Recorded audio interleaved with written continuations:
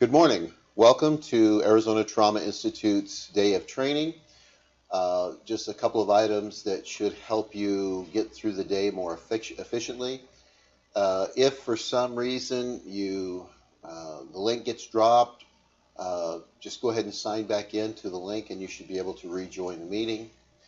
For those of you that are not going to be able to attend all of the day-long activities, we will within 10 days be able to, we'll have them on our website, and you'll be sent a link to where you can review them, and we probably by mid-May we will have them also listed in our regular scheduled programming, so you can just access them anytime you wish to review them. We're going to be broken into 3 sections today. I'm going to start shortly to talk about the trauma-informed care. What is the basic trauma? We call this a number of different things, calming the dragon, but it's basically an understanding of the physiology and how physiology is affecting mood and behavior and thinking, and how we need to pay more attention to what kind of things are going on in the body. Following me, there'll be a break of about an hour, and then we will have Crystal Kruger talking about parental resilience, and following her, Dr. Roderick Logan will be talking about trauma and its impact on spirituality. My name is Bob Rhoton. I am the CEO of the Arizona Trauma Institute, and one of the major goals of offering trainings like this one live as a webinar as well as a live class is that we are endeavoring to build a community of people that are like-minded, that have this basic information, and that can be a support system for each other. A lot of the science that we use for treating trauma is so rich, and it's unfolding at such a rapid pace that a lot of times what's happening on the actual clinical application end, within the office, therapy office, and within systems of care, is there's a significant lag. The difference between what we know and what is actually being applied is quite wide, and depending on the different system you're in and how provincial it can be, that gap might be as much as 30 years. So our effort here is to build a community of people that have a place that they can go and get resources. Anybody that has taken any of our regular trainings and will take some in the future will get access to our resource pages. And I think between the two, the one that Dr. Eric Gentry, my business partner, has, and I have on our site for the trainings that we provide, it is close to 60 gigs of data, and that includes video as well as PowerPoint, as well as research, as well as assessments, and they are all available for people that have taken trainings from us, and we want to make sure that people actually take the material and apply it. Learning in and of itself is really very little of value if people don't put it into practice. So that's our goal in visiting with people anytime we do a training, is to create, if we will, motivation or impetus to actually try the things that we're suggesting, or at least apply them in what they're doing. If you wish to message, there's a chat feature, and the messages will go to our IT person, who will relay them to myself or the other presenters.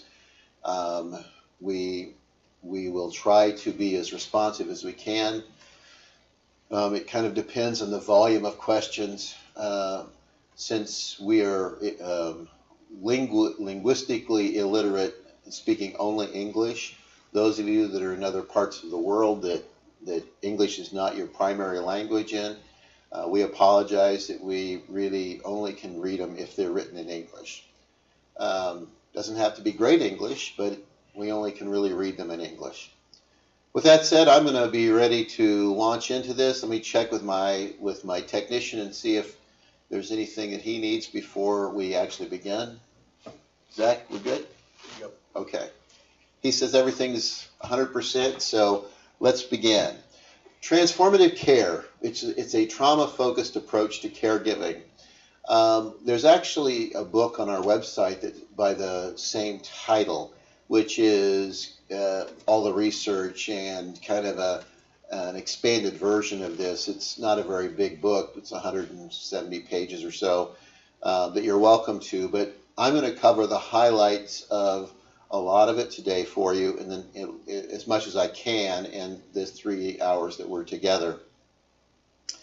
So let's begin. What are we going to cover today in this training is essentially what trauma really is, how trauma is reflective of changes in the body, the brain, the nervous system, and that how this body responds to the threat response system, in other words, the alert system in the body, changes the chemistry of the body. In other words, we're going to really spend some time looking at metabolic shift in the body and understanding that changes in the body will create changes in behavior, thinking, and emotion.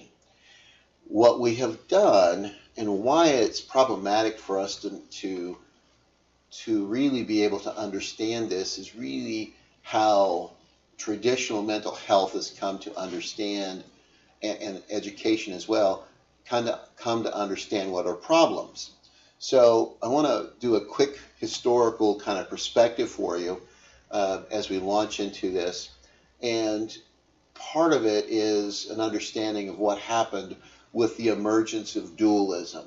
When dualism emerged in the 1800s, it basically took the body and set it here, and it elevated emotions, thinking, and behavior as independent and a focus of importance all on their own. Another thing happened with that emergence of dualism is we shifted from being an interdependent relational focus on things, where we realized that what happened to an individual wasn't just within an individual, but it was within an environment or a context that was interdependent. And by shifting with the dualism, what we also did is shifted to moving it to an individual. So the consequence of that is that with that shift into dualism, we moved away from seeing the individual as an interactive part to an environment into moving whatever was problematic, whatever the problem is within the individual. We move the deficit within the individual. And while biologically that is more or less true, we also said the answer was by working at some inner aspect of the individual. And that is not proven to be terribly effective in the world of trauma work. So with that little bit of an introduction, I'm going to talk about why it's important to pay attention to the body. And that is going to be counter to some extent to a lot of the things that are being said in in mental health, where we really do focus on that there's some deficit within the individual, and we identify a deficit, we give it a label so that we can get paid for it, so that we have a handle on what's going on. And then all of the focus is really based on this individual changing what they do. The reality of that is that it's impractical, and it doesn't work with the way the human body is designed. And so we're going to kind of give you some basic understanding of that as we go through this today. So let's begin.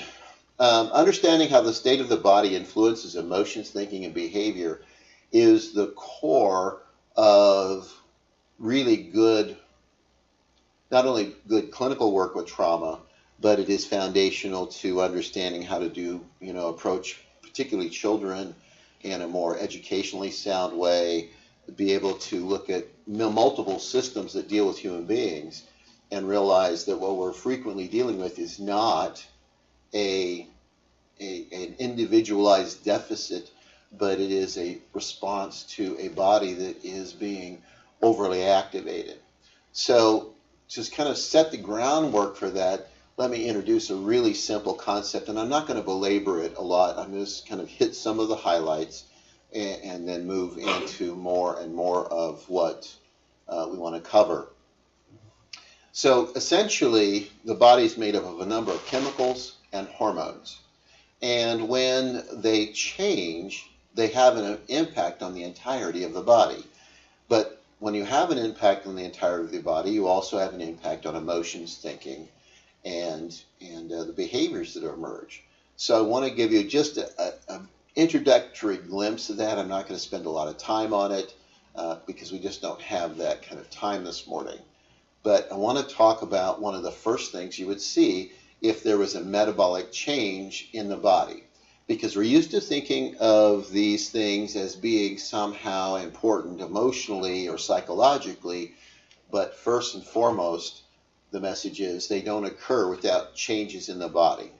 So if you look at a large increase in noradrenaline, a little increase in adrenaline, a little increase in testosterone, and either a no change or really relatively stagnant change in the cortisol in the system, what you're going to see is the emergence of anger, aggression, flight, fighting. These are common, and they are driven by metabolic change in the body. So what we have done is, rather than focus on how do we get the body in check, what we have done is focused all of our attention on the behavior or the emotion. And the reality is that if your body shifts metabolically, you have no choice. This is how you should behave. It is much like if I take a bite of something, my body responds correctly. Now, maybe you don't like stomach acid, or the other things that happen when you take the bite, but taking a bite triggers a natural response that has predictable behaviors to it. And so if you have a metabolic shift in the body, you will have an equally commensurate change in emotion, thinking, and behavior. Now that is really uncomfortable because as long as we house it into the individual, it's an individual problem, and sometimes we tend to think of that as being willful or intentional or deliberate, and then we attach shame and blame to it. We are now actually blaming somebody because their body is behaving the way it's designed. In other words, I've taken a bite of an apple, and now people are going to punish me because I'm producing saliva. They're going to punish me because the musculature of the esophageal pathway is preparing to move food into my stomach. They're going to punish me for my body producing stomach acid. And it really is, kind of an aggressive stance for society to take. So let's look at another one. If I have a large increase in adrenaline, small increase in cortisol, small increase in noradrenaline, and little or no change in testosterone, then what I'm going to experience is fear. I'm going to have withdrawal. I'm going to shut down. If I have a large increase in cortisol, little change of adrenaline and noradrenaline, and a decrease in testosterone, then what I'm going to experience is depression. Again, we tend to think of these labels as being the problem, but they're only representative of biologically correct responses to metabolic change in the body. What we have done is burdened the predictable biological response with all sorts of labeling that really shames and blames, and it is really quite negative for people. I'm not going to spend much time on these next two, but these are what is happening in the body when serenity or relaxation is happening is you have decrease in noradrenaline, decrease in adrenaline, and relatively homeostatic properties in testosterone and cortisol. When you have an increase in testosterone and decrease in the other hormones there, what you end up is with pleasure and elation. So these often are not thought of. We have no emotion, thinking, and behavior that doesn't have it at its core this body that we're walking around in. And if we aren't attuned to what's going on here and managing it better, then we are left with actually labeling these things negatively because they are annoying somebody or because they are interrupting a person's ability to do a lot of things that we as a society want them to do. However, it also limits our ability to kind of help people move through things and be effective. So this is a basic introduction because as I'm going to shift here in a minute and talk about trauma specifically, I'm going to come back to this idea that as metabolic change happens, you are going to see predictable behaviors emerge. Not because people are being willful, not because they are oppositional, not because they are unmotivated, but because they are responding as the body is designed response. And I think one of the real dangers in the way we have done things the last couple of 100 years is we have taken predictable, biologically correct responses that are built into being a human being, and we've made it wrong to be a human. And we have punished people for behaving as their body is designed to behave.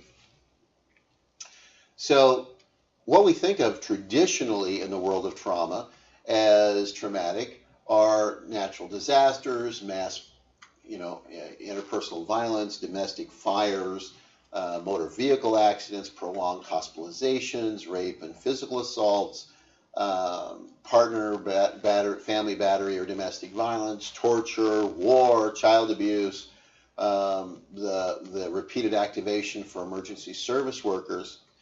And when people say trauma, they're often meaning these things that are really quite annoying, quite painful, quite distressing. No one's saying that they aren't horrible things. However, are they really traumatic is a different question. And if we look at the term trauma, what we find is that it is really problematic for us. If I'm a doctor in an emergency room, then trauma is defined as an insult or wounding that threatens the life of the physical body. If I am coming from a focus of attachment, how well people engage and connect to each other, then failure to have a secure attachment is considered a trauma. If I'm looking at it from the point of view of someone that is, coming from a theoretical point of view of development, then constant and repeated exposure to adversity throughout youth and periods of developmental change, that becomes trauma. And then we have the psychiatric mental health view it's a collection of emotional, behavioral, and cognitive symptoms that are related to significant events. Well, the problem with that is that it's not a very useful definition because trauma is so broadly kind of meaning dependent on environment that we're working in. So what I'd like to do is kind of step away from what people traditionally call trauma and really look at trauma as a broader thing than just an event, because it isn't necessarily the event. If it was the event itself, it would be universally problematic. In other words, all people would be affected by it. However, that's just not the case. We have people that have all sorts of really awful things happen to them that do not seem to develop the symptoms of trauma. And we have other people who don't have any of those big horrible things happen to them, and they have the symptoms of trauma. So thinking of it as an event or a series of events is kind of problematic because it weakens our ability to help people move through or resolve it or to build any kind of resiliency. So let's move into maybe a broader way of looking at trauma, and with that being an understanding that we as human beings are built a certain way. We have a wonderful, sensitive central nervous system that when it's in balance, we have the full range of our human potential that we have access to. when it gets out of balance, it's designed to be a self-correcting system. In other words, when it's pushed out of balance, it makes efforts to get back into balance. And it is incredibly sensitive to the environment. Here in Arizona, we're going to have a nice 96 degrees today. And for some of you that live in colder parts of the country or world, 96 might sound really uncomfortable.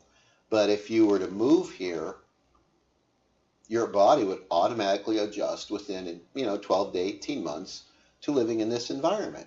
Because we, as organic creatures with this wonderful central nervous system, are designed to be reactive to the environment. And we're reactive to the environment most of the time in a passive way.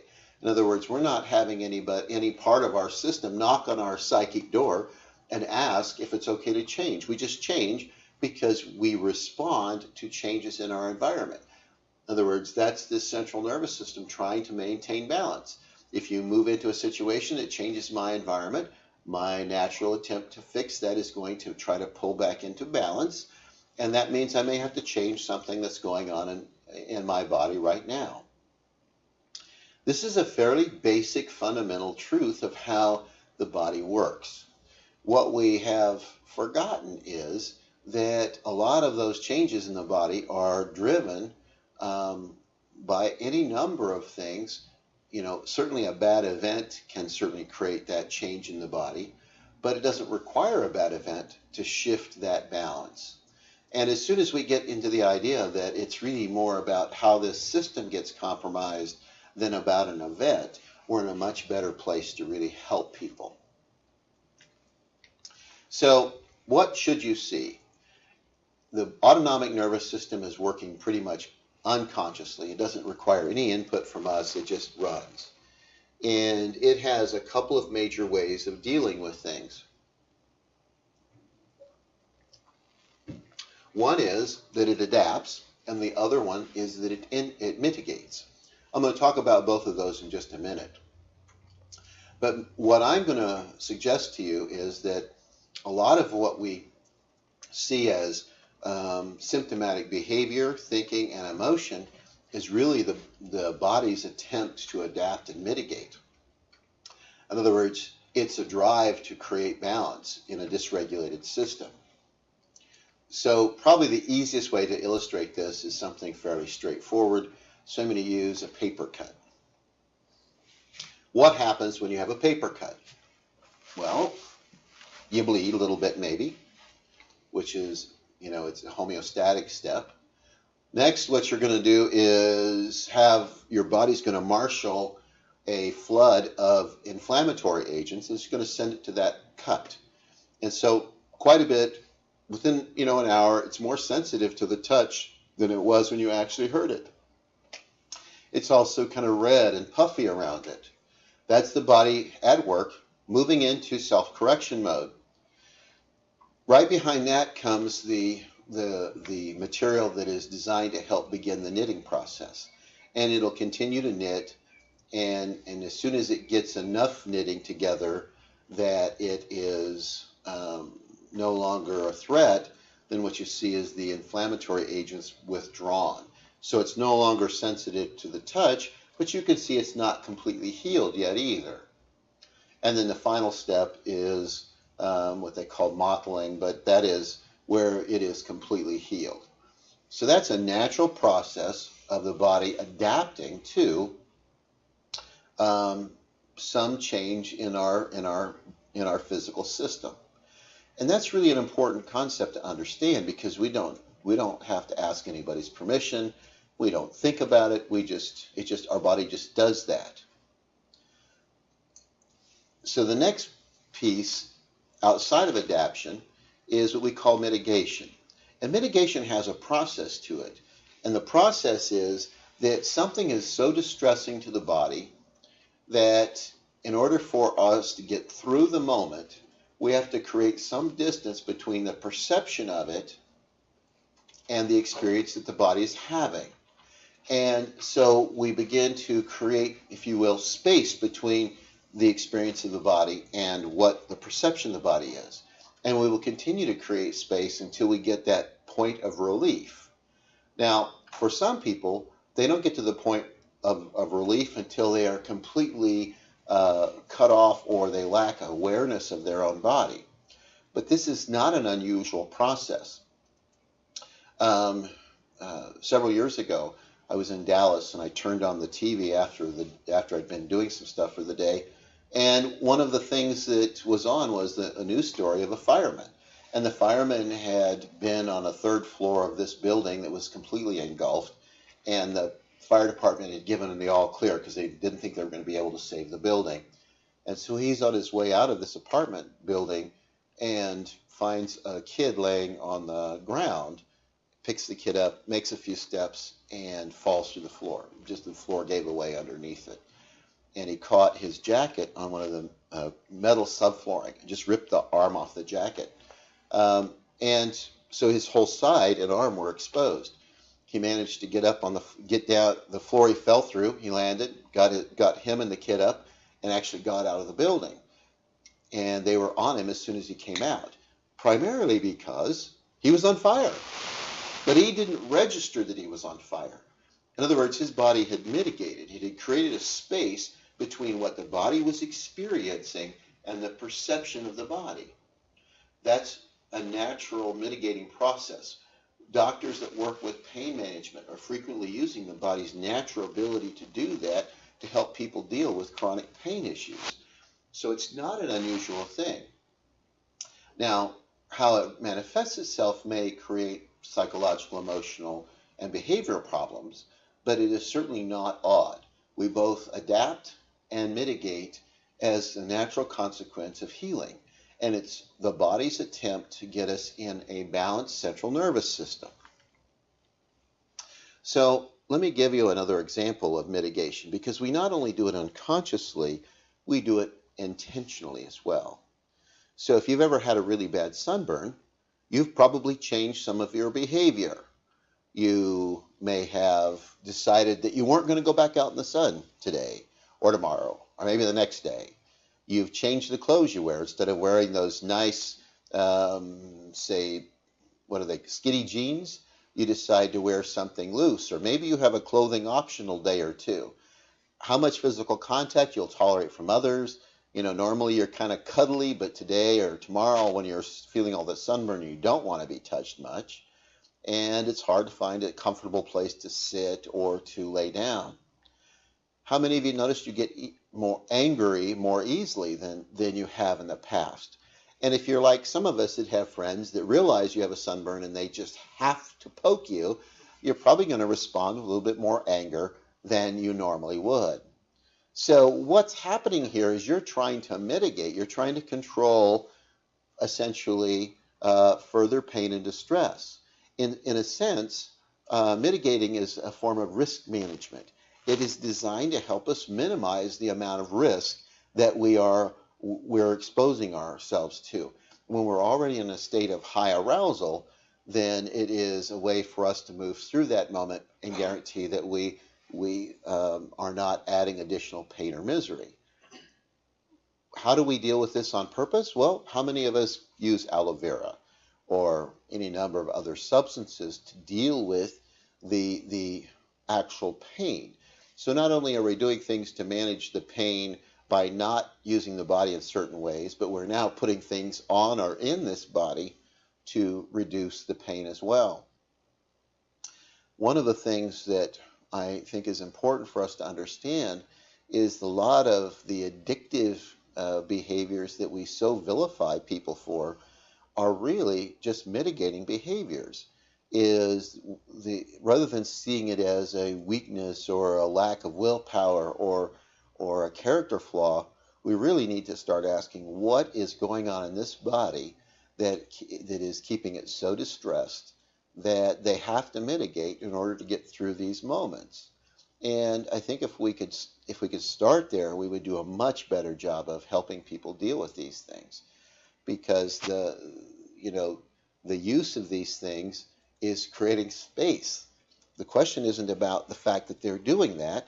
That's not the focus of the problem. It is why do they need to create that space, and what is going on in their world that's keeping that system so churned up that they need to. And so that's a different kind of view of how this stuff works.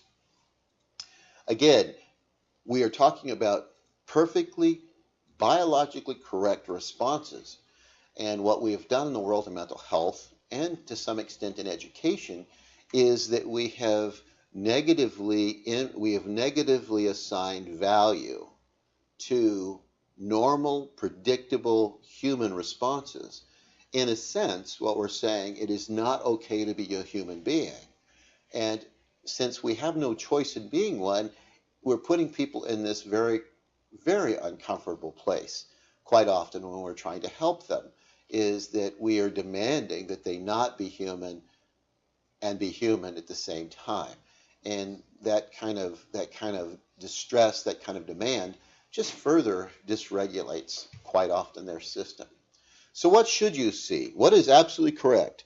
When the body perceives some kind of need to adapt and it moves into an aroused state, one of the basic things that should happen is what we call a limbic shift. And that's a movement from a balanced state into a dominance by the sympathetic nervous system. And that shift is going to start at the diaphragm and just blow everything above the diaphragm into a state of arousal. Or if you want to think of it in a different way, it's an excitatory system. And once the excitatory system begins, you're going to notice changes in the diaphragm muscles. You're going to notice changes in breathing, breath rate, heart rate, blood flow. You're going to notice cold hands, cold feet. Some people get headaches. These are completely predictable responses when the sympathetic system churns into activity. I think almost everybody has had that happen many, many times to them. That's not the problem. It's just as designed. The question we don't ask quite often, which we probably should ask, is what is happening to emotions, thinking, and behavior as the sympathetic system moves into a state of arousal? As this body shifts, as it shifts because the metabolism changes. It's shifting because the metabolism changes. Why is it shifting? Is it doing it because people are difficult and problematic? No, it's shifting because their metabolism shifts. And these are the natural kinds of things you should see. When the sympathetic system, or that hot system, or the excitatory system, or the limbic system, whatever you want to call it, when it shifts into a state of dominance, then our view of things becomes different. We are all about this moment in time. Everything's immediate. There's no future. It's impulsive. It's irrational. It's illogical. There is no self-reflection. There is no self-evaluation. That isn't wrong. That's absolutely correct behavior when the system is churned up. So let me give you some examples. Because we tend to think of this, oh, this is bad. This only happens when something horrible happens. No, this happens whenever the body moves into that excitatory state. So I don't know how many of you have been behind the wheel of a go-kart or behind a bumper or on a bumper boat. But when you're in the midst of being behind the wheel of a go-kart and you're really having a good time, think about it. Are you focused on the moment? Are you thinking about the future? Are you making logical, reasonable choices? Are you reflecting on yourself? Are you reflecting on your life choices? Or are you just having fun behind the wheel of the go-kart? Would this be a good time for somebody to want to speak with you about you planning for your retirement or your financial planning? Probably not. Not because you aren't interested in those things, but because you are not in the right state to have that discussion. What about a sport? A lot of people like sports. How many of you have played baseball or soccer? Do you want a team member to move into a state of self-reflection and self-evaluation in the middle of a game? Can you imagine the effect of having a first baseman that goes, I'm wondering if I'm being a good person. Am I making good decisions in my life? Am I living a life of integrity? Do you want them having that discussion in the midst of this game? Probably not. You want them to be immediate, you want them to be reactive, you want them to be focused on what's going on, and that is the nature of this system. Now, another way that this also comes back to haunt us is in the wonderfully intelligent things we do when we're having a good time. In the area where I live, here in the Phoenix metropolitan area, a while back we had some kids jumping off the roof and filming it on their phones as they were jumping off into the pool. And a number of them had made it into the pool just fine, big laughs, ha ha ha, isn't this great fun? However, one missed, and her miss landed her in a wheelchair for a while because she broke her legs. Now, how many of us have done things like that when we have just been in the moment and we haven't thought about the outcome, we haven't thought about what should happen, we just go for it because we're in a moment of arousal. Now, what people on the outside always say, well, why didn't you think about that before you did it? And the answer is really easy. Now, nobody wants to hear the answer, but the answer is easy. Because I was in my sympathetic nervous system, I couldn't think about that. Not that I didn't want to think about it, I just couldn't think about it. I'm not in the right state physiologically to have a self-reflective conversation with myself. Now, how about disagreements, conflicts, where we don't get along with somebody very well? How many of us have had those moments? If you think about, I'm sure you've had at least one in the last year. If you've had one serious disagreement with a loved one, think back to that time. Weren't you in this state? Wasn't it about this moment in time? You weren't thinking about the future. It was impulsive. It wasn't all it wasn't all rational and logical. Did you really start and think about how great this was going to be for your relationship 5, 6, 7 years down the road? Or were you just in it and you wanted your own way and you wanted it right now? That's pretty much how this works. You're not a bad person. Sometimes the consequences of being sympathetic system dominant are unfortunate. However, they're not wrong. And what we have done, particularly in the world of education and mental health, is we've made it wrong to be in this state. And we demand that the most dysregulated people, the people that are in the most disarray in this system, if you wanted to put it on a scale, of being 0 at no arousal at all, and they're 10, and we want somebody that's at an 8 or 9 or 10 to stop what's annoying us or what's getting in there or what is creating problems for them. But that is not the problem.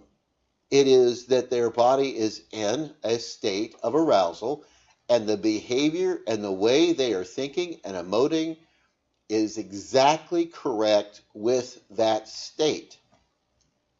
The answer is not to focus on the behavior, not to focus on the emotion, not to focus on the thinking. It is, how do we get this body out of that state of arousal? How do we calm that body down? Because think of your own selves when you've been in this state of conflict with a loved one and you've said things that are dark and ugly and hurtful, or you've done things that you really, really wished you hadn't done. When you are out of that state at some later point, you didn't do those things anymore. You weren't thinking that way anymore. You weren't saying or doing those things anymore. Why? Because you were no longer in the state driven by a physiology to behave in predictable ways. You are back into a more balanced state, and you could behave differently. So I have a simple metaphor for this, and I hope it's useful for people. The simple metaphor is, and I'm going to use the Marvel Comics, the difference between Bruce Banner and the Hulk. We're often wanting Bruce Banner behavior out of the Hulk.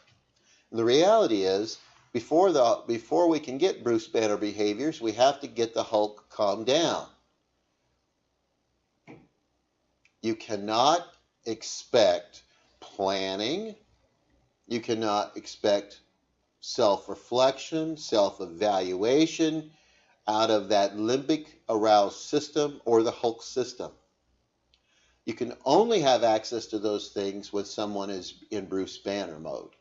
Now, if those of you that are familiar with the Marvel Comics, you are not going to get the Hulk to be less Hulk-like by confronting him, by criticizing him, by blaming him, by putting any kind of demands on him, because that's just going to make more and more Hulk behavior emerge.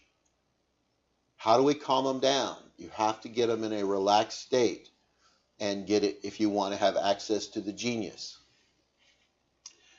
We often are trying to apply behavior management in classrooms.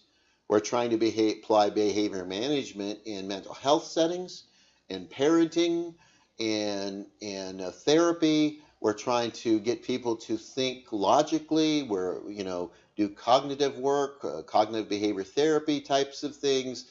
We have cognitive, programs in school to help them think through what they're doing. However, if they don't have access to Bruce Banner, none of those things are going to work very well. As long as the person's body is churned up, as long as that sympathetic system is dominant, as long as this excitatory system is still in charge, you cannot get people to think differently than what this system demands they think. It can't get them to behave differently than that excitatory system is designed to behave. And you certainly can't get them to emote differently than this system is designed to emote. That is, and putting the demand that they not be the way that they are just adds more arousal fuel to their already enraged fire. So the question then becomes, well, if it's not a big bad event, how does trauma get created? Or another way of looking at this is, how does the body get pushed to the point that it has to adapt or mitigate? And so I want to talk a little bit about that and lay some of this groundwork out for you so that it can make some sense. Every one of us have a certain range of tolerance. Depending on who you read, they may call it a window of tolerance. Some people call it a window of resilience. It doesn't really matter. We're going to say you have a certain range. And that's great. What they forget is that there is something that is the first and most powerful influence of the range of tolerance is not necessarily what people think it is. It is the state of the body at this moment in time. So anybody that has probably had a newborn in their house has, after 3 or 4 days, realized they're not sleeping like they used to sleep. They may be tired. And one of the natural consequences of having the body being affected is that they may not be as warm or patient as they normally are. Or how many of you have had a really bad headache? Are you less kind to those around you? Do you demand more from other people when you don't feel well? How many of you that have had bad colds or a flu have been snappish and irritable? Now, that isn't because of some character issue that you have. It is because your ability to tolerate anything is affected by the state of the body. So one of the things that must be paid attention to is what's going on with this body and how is that body responding. And so the range of tolerance for each of us is going to be influenced by a number of things. How much adversity we have in our history, how much adversity we're having currently, but it also is on what's the state of the body at the moment. So with that, what's really happening? So we talked about this being a metabolic change. When people are experiencing reactions to the environment, the body responds by releasing different chemicals into the system. And I call it the Firey Cocktail. It's made up of a bunch of things, about 30 items. I'm not going to name them all, but certainly cortisol is a fairly popular one, adrenaline, noradrenaline, catecholamine. Those are very popular, well-known, biochemicals that are in the blood when people are moving into the excitatory system. The reality is, the more of the fiery cocktail you have in your system, the more likely you are to move into this, move across the upper threshold. In other words, you get a dose of cocktail and you may not be above threshold, but you certainly have some arousal going on. And you might call it the seed of the Hulk is activated. And then you get another dose, and you get another dose, and you get another dose, and now you're above threshold, and your body, because of that, is going to trigger reactive adaptations as mitigations. Why? Because that's the way we're designed to behave. If we don't get regulated back down into our range of tolerance within a relatively short period of time, then what's going to happen is that we move to the point where these chemicals are at such a level in our system that they actually begin to break down the body itself. And one of the first ways it does that is through an actual interference with the body's ability to process protein or synthesize protein. So let's go back a second. The fiery cocktail. We talked about, as you have doses, the more doses you have, the more likely you are going to move across the threshold. You can have a dose and not have any problem at all, but if you have multiple doses, you may move across the threshold. However, you can also have situations where you can have a great big situation happen and the dose is significant and move you across threshold as well. The problem really isn't the dosing. The problem is how long it takes a dose to metabolize. So as we go through this process, one of the things we realize is, of course, we're going to have reactive adaptations and mitigations because the body's trying to self-correct. But what most people don't realize is the length of time it takes the body to move from that dose point to where the body metabolizes that back down to, out of your system. And there's a huge range in humanity. A lot of the studies out there say somewhere between 8 and 30 hours to reduce a dose of this cocktail. So imagine what happens if you're, let's say a child, and you're getting a dose of cocktail and you're getting another dose. You get yelled at in the morning, you get scolded, you get shamed, you get to school, somebody gives you the evil eye look, or somebody says something to you that's hurtful, you're getting another dose, you get into class, you're somewhat aroused, the teacher gets after you, and the teacher gets after you again, and at some point you are way above threshold. And now you're going to react in some way.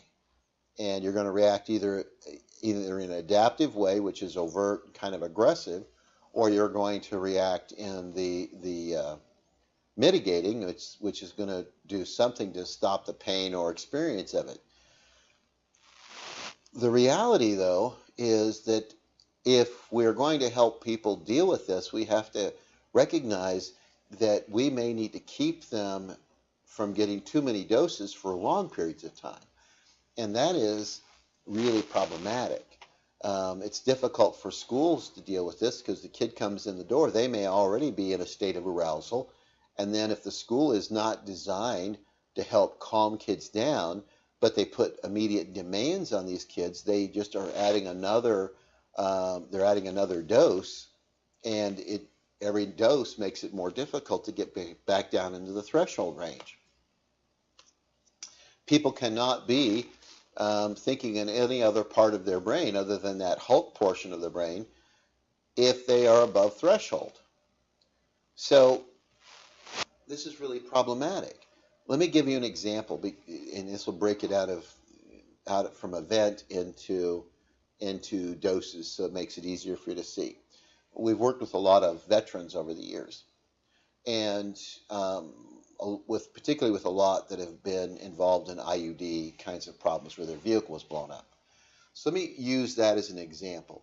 You're in country, it's active, you're on patrol, and you're part of a 5-man, 6-man team, and you happen to be in the gunner area, and you're driving, you're already in somewhat of on edge because you're really paying attention to threat and risk, and your vehicle hits an IUD and blows up.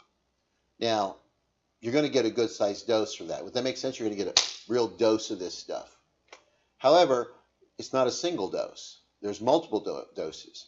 Because you're in the gunner position, you're the most likely one to be thrown out of this thing, and you're going to be stunned for a few seconds, depending on your own personal ability to recover. Let's say you're stunned for 12, 15 seconds. When you start to be able to hear again and sense again, one of the things you're probably going to notice is an overwhelming ringing in your ears, so much higher than you can tolerate, which in effect is a second dose. When your hearing kind of fades a little bit more, you may hear the screams and cries of pain from friends that are in the process of dying or seriously injured. That's another dose of cocktail. You get up because you want to help them, and you begin to move even though you're hurt, but you're able to move. And as you move towards them, you begin to take gunfire. Another dose of cocktail. As you reach the nearest person that's also been thrown from the vehicle, they're all chewed up by automatic arms fire right in front of you. Another dose of cocktail. And in your realization of your friend's death, you realize there is no safe place for you to be returning gunfire. That's another dose of cocktail. So it's not that you were blown up in the vehicle that is the only contributor here. There's multiple contributors to this, or multiple doses that are keeping your system aroused. And now your system is just really jacked up. It's very much over your range of tolerance. And it's going to be above your range of tolerance for a number of hours. As long as we have some time, and we can have that 8 to 30 hours to kind of get back into our range of tolerance, that's great. But what happens if, because you weren't hurt seriously, 20 hours go by and they want you to be out on patrol again with another team? Well, you're already above threshold, just walking in the door, so to speak. And this is kind of the problem we have when we start looking at behavior, particularly in children, because we don't see, nothing big, bad, and horrible is happening to them, but they are constantly in a state of arousal. Think about all the ways that can happen. Across tone, rolled eyed of a parent, the look, the tone of voice, the demand, or not getting a good night's sleep, or not feeling well rested, or maybe maybe I did something yesterday and I'm a little sore. And there's all these things that kind of contribute to that. And then the rush of the parent. We have to be gone by such and such a time, and we have to do this. How many of them are walking in the door already really close to threshold, if not above threshold, and then they get the new demands from the teacher with no ability to kind of regulate themselves, because children, particularly young children, don't have the ability to regulate well. They are totally dependent on the external environment to be the regulator.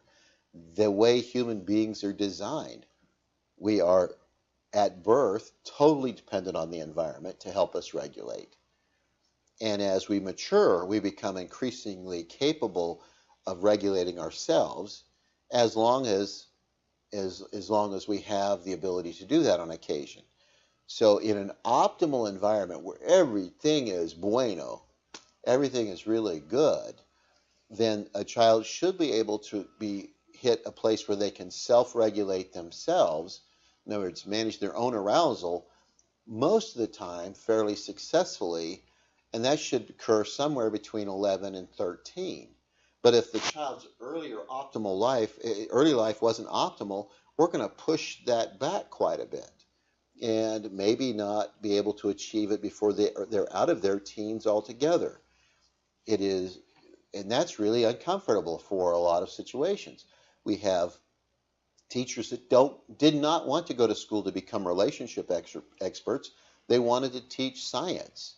However, if I can't calm this kid down, I'm not going to be able to teach science to him and probably a lot of other folks.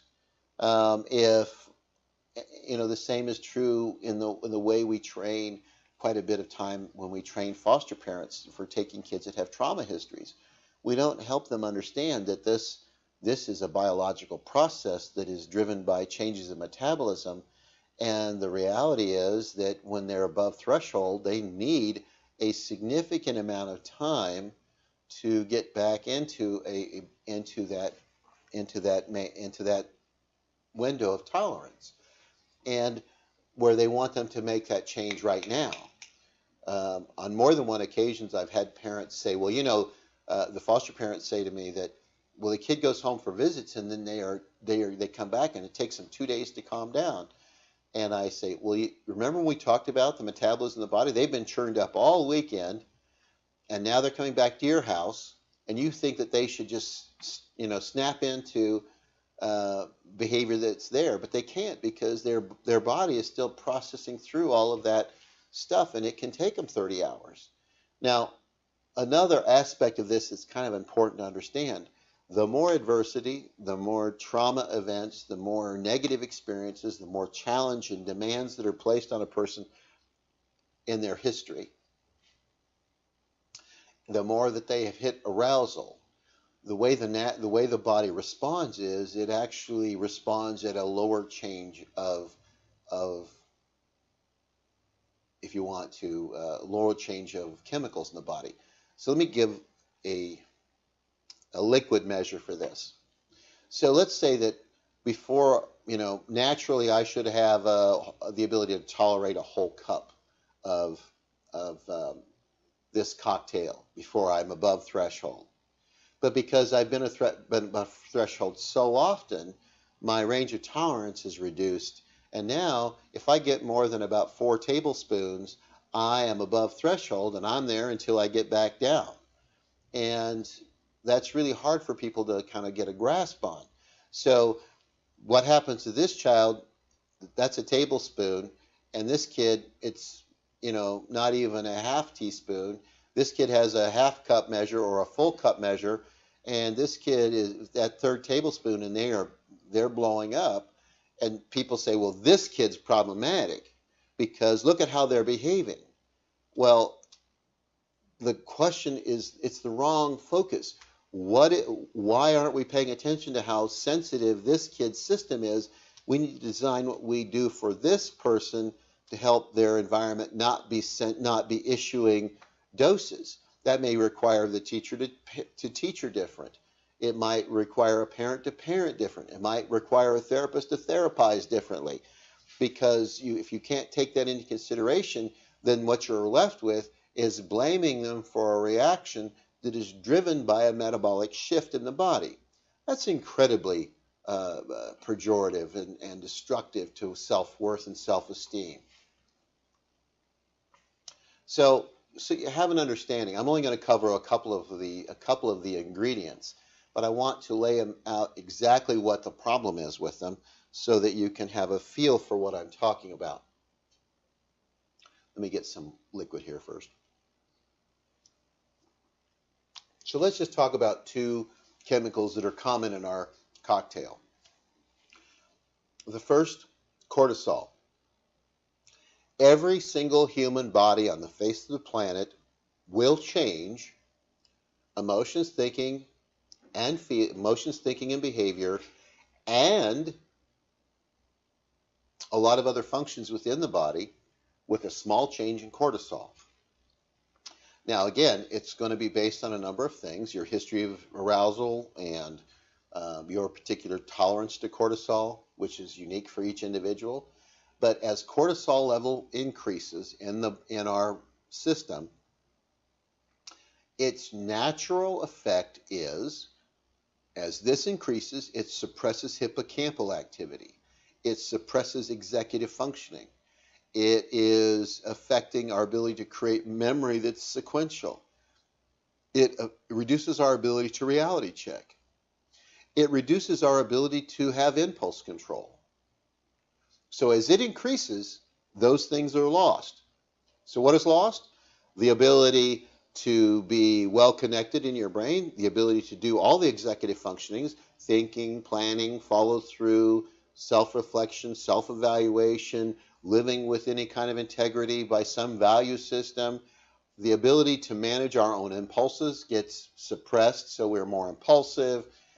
That's just a natural side effect, if you will, of having too much cortisol in your system. So what we have done by focusing on behavior or emotions or thinking, or we have said, well, it's all this individual rather than some interdependent activity, is we've actually vilified people for having this happen. But they can't help it happening because as the metabolic shift occurs, the actual way the nervous system and brain works suppresses these things. Now, what happens when we have an increase in adrenaline in our system? It increases emotional memory, it increases sensory memory, it increases fear, anxiety, all sorts of mental health labels, if you will. It reduces our ability to focus. It interferes with our sleep patterns. It interferes with us problem solving because we're not going to be able to focus attention to get our problem solving done. And it doesn't allow us to follow through on anything. So both of these tend to increase when the excitatory system moves into dominance. In other words, a change in your system has occurred and your metabolism changed. And the consequences of metabolic change is more remembering emotion, mostly negative emotion, more clearly, sensory experience, fears, anxieties, phobias, lack of focus, lack of being able to sleep well, lack of sleeping thoroughly, lack of problem solving, lack of ability to follow through and attain a particular goal. You have a reduction in impulse control. You have a reduction in reality checking. You have an inability to form sequential memory, which is really tough if you're trying to get a kid to do academic things, because 2 plus 2 equals 4. What happens if I can't create a sequential memory? A lot of the learning that I need to do in an educational setting is adversely affected. You have executive functioning loss, and you have the part of the brain being able to integrate the rest of the brain being taken offline. And that's just 2 of any number of biochemicals that are going on in your system that are blown up, increased when the excitatory system happens to take charge. So why does knowing this help us? Because a lot of people say, well, you're talking about the body, but I want them to stop doing this behavior. And again, it's the wrong focus. The behavior emerges because of what the body is doing. Instead of focusing on the behavior, we need to calm the body down. What do we know? If you calm the body down, those behaviors automatically kind of fade and go away on their own. But we don't ever train people to work on this. We train people to focus on emotions, thinking, and behavior as the problem. That these things need to go away. These are overt, they're annoying somebody, they're interfering with a person's life in some way, and they, of course, then have to be what the problem is. The other part of that is that the problem is individual. It's some deficit within the person. It is because they don't have enough self-control, or there's some fault with their character. All of those are hugely pejorative judgments to make on somebody simply because their body is out of balance right now, and these chemicals have created a metabolic shift. And all of these things that you are saying are problematic are absolutely correct if this body's out of balance. So what are we doing? Is we are saying to this person, you are bad, you are wrong, you are sinful, you're mentally ill because your metabolic system shifted, because your body's responding as designed. You're operating as humans were meant to be responsive, and now you're wrong for that. it is incredibly difficult to move people forward until we get that body relaxed. So I have a metaphor for this, and it's that we want people to operate in integrated brains. This is where the brain and nervous system are working together. The only way that can happen is if the body is in a state of of what we would consider balanced autonomic nervous system, where the sympathetic system is not dominant. If we're an integrated brain, we can think clearly, we can operate with integrity, we can problem solve, we can reality check, we can put memories in sequential patterns, we can follow through on important things because we are operating in an integrated system. However, the excitatory system is designed to pull this apart. And when it pulls it apart, the system that emerges as being in charge doesn't do all of these functions. And so we'll talk a little bit more about that in a minute. So let's talk about the arousal process and see if we can make some sense of that for folks. We all move from being regulated to dysregulated to re-regulated. Or we move from Bruce Banner to Hulk to Bruce Banner again. This is true in all sorts of areas. I am not really feeling anything. I notice I'm getting hungry. I am hungry. I seek food. I eat food. Once I've had the food on my system a little bit, I'm no longer hungry. I've moved from regulated to dysregulated to re-regulated. If I'm a parent and I have a newborn in my house, the child may be sleeping, uncomfortable, and making gooey noises and just, kind of awake but not doing anything. They're in a state of, they're regulated. Something distresses them and they begin to fuss or cry or become agitated. And the external regulator, which is the caregiving system, calms them down, meets their need, and now they are re-regulated. What we know in at least attachment situations is this is a really powerful kind of formula. I'm regulated, I move into stress or dysregulation, and the shortest amount of time I am there directly impacts the security I have in a relationship. The longer I'm in that dysregulated state, the less secure my attachment is. So what we see is people that have really secure attachments generally are able to help children re-regulate after distress more quickly than somebody else. And those that can't seem to get their child regulated well, or it's a long time before they get them regulated, we see all sorts of attachment problems arise out of that. Ultimately, if the child moves into a dysregulated state and no caregiver reaches out to help re-regulate them, they'll move into a failure to thrive, which means that they can even die. So this is a fairly common human process that they're moving into. And it's nothing bad with this cycle. It's the way we operate as human beings. The problem we run into with trauma, though, is that people have moved into the dysregulated state and got stuck there. And as soon as they're stuck there very long, they begin to generate symptoms that other people react to that are completely biologically correct responses. So what has happened is the Hulk has become the dominant character here, and they are staying in Hulk mode, and they're staying in Hulk mode, and they're staying in Hulk mode, and the problem is that they don't re-regulate.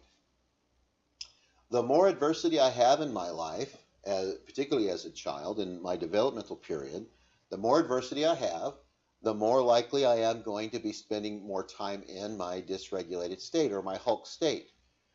When we have people that have, particularly veterans that have had multiple deployments, they have been in D state often and frequently, and they have some struggle to re-regulate. That's just normal. It's the way the body is designed. And what we keep wanting to do is to focus on the consequences of the body being in Hulk mode rather than calming the body down. and it's really kind of working in the wrong level. Let me give you an example of this that may make sense. Worked with a family that had an older child, 10 or 11, good kid, but he'd learned that if he gave his 3-year-old sister a certain look, she'd run across the room and hit him. And so what he would do quite often is go stand behind a parent or next to a parent and give her the look, and the younger child would run across the room and hit him, and she got into trouble. And a lot of the intervention was to stop her hitting behavior. However, very little attention was given to the provocation, which is the older brother's look. In much the same way, that's what we're doing here. Instead of dealing with the underlying cause, what we keep doing is dealing with the consequences out here. We deal with the behavior, the thinking, the emoting, rather than the underlying cause for what's going on, which is an arousal in this body. So earlier when I gave you the physical metaphor of the fingers being connected as an integrated brain, I want to talk a little bit about some of the parts, not very many because it gets to be overwhelming for people pretty quickly, but let's talk about two parts. Let's talk about amygdala function. The amygdala has a really important, role for us, and it is designed to bring memory forward, to bring memory, particularly emotional and sensory memory, forward. It tends to bring forward the negative from our past experience. So it's always bringing that forward. Bring it into this moment, and we bring it and project it into the future. And what are we doing with that is when the amygdala is doing that, it's not sequencing. We're not remembering that when I was 9, this happened to me. What we're doing is it's bringing it forward as if it's happening right now to me. Or it's projecting it that if I continue to this is going to happen to me in the future. It isn't sequenced in time very well. And it tends to, when amygdala function is dominant, you're going to have be more emotional, you're going to have more reactivity, you're going to have more survival responses, because this is a system that is really kind of charged up with that responsibility. So when it's dominant, what you're going to see is a lot less flexible thinking. You're going to see a lot more dissociation and hallucinations. You're going to find quite often some interesting sensory processing issues. You're going to find that the brain gets disconnected, that they're going to have trouble distinguishing what we call intent from effect. And rather than explaining all that, I'll wrap it in a minute. So this is amygdala function. The hippocampal function, on the other hand, is designed to create discrete experience.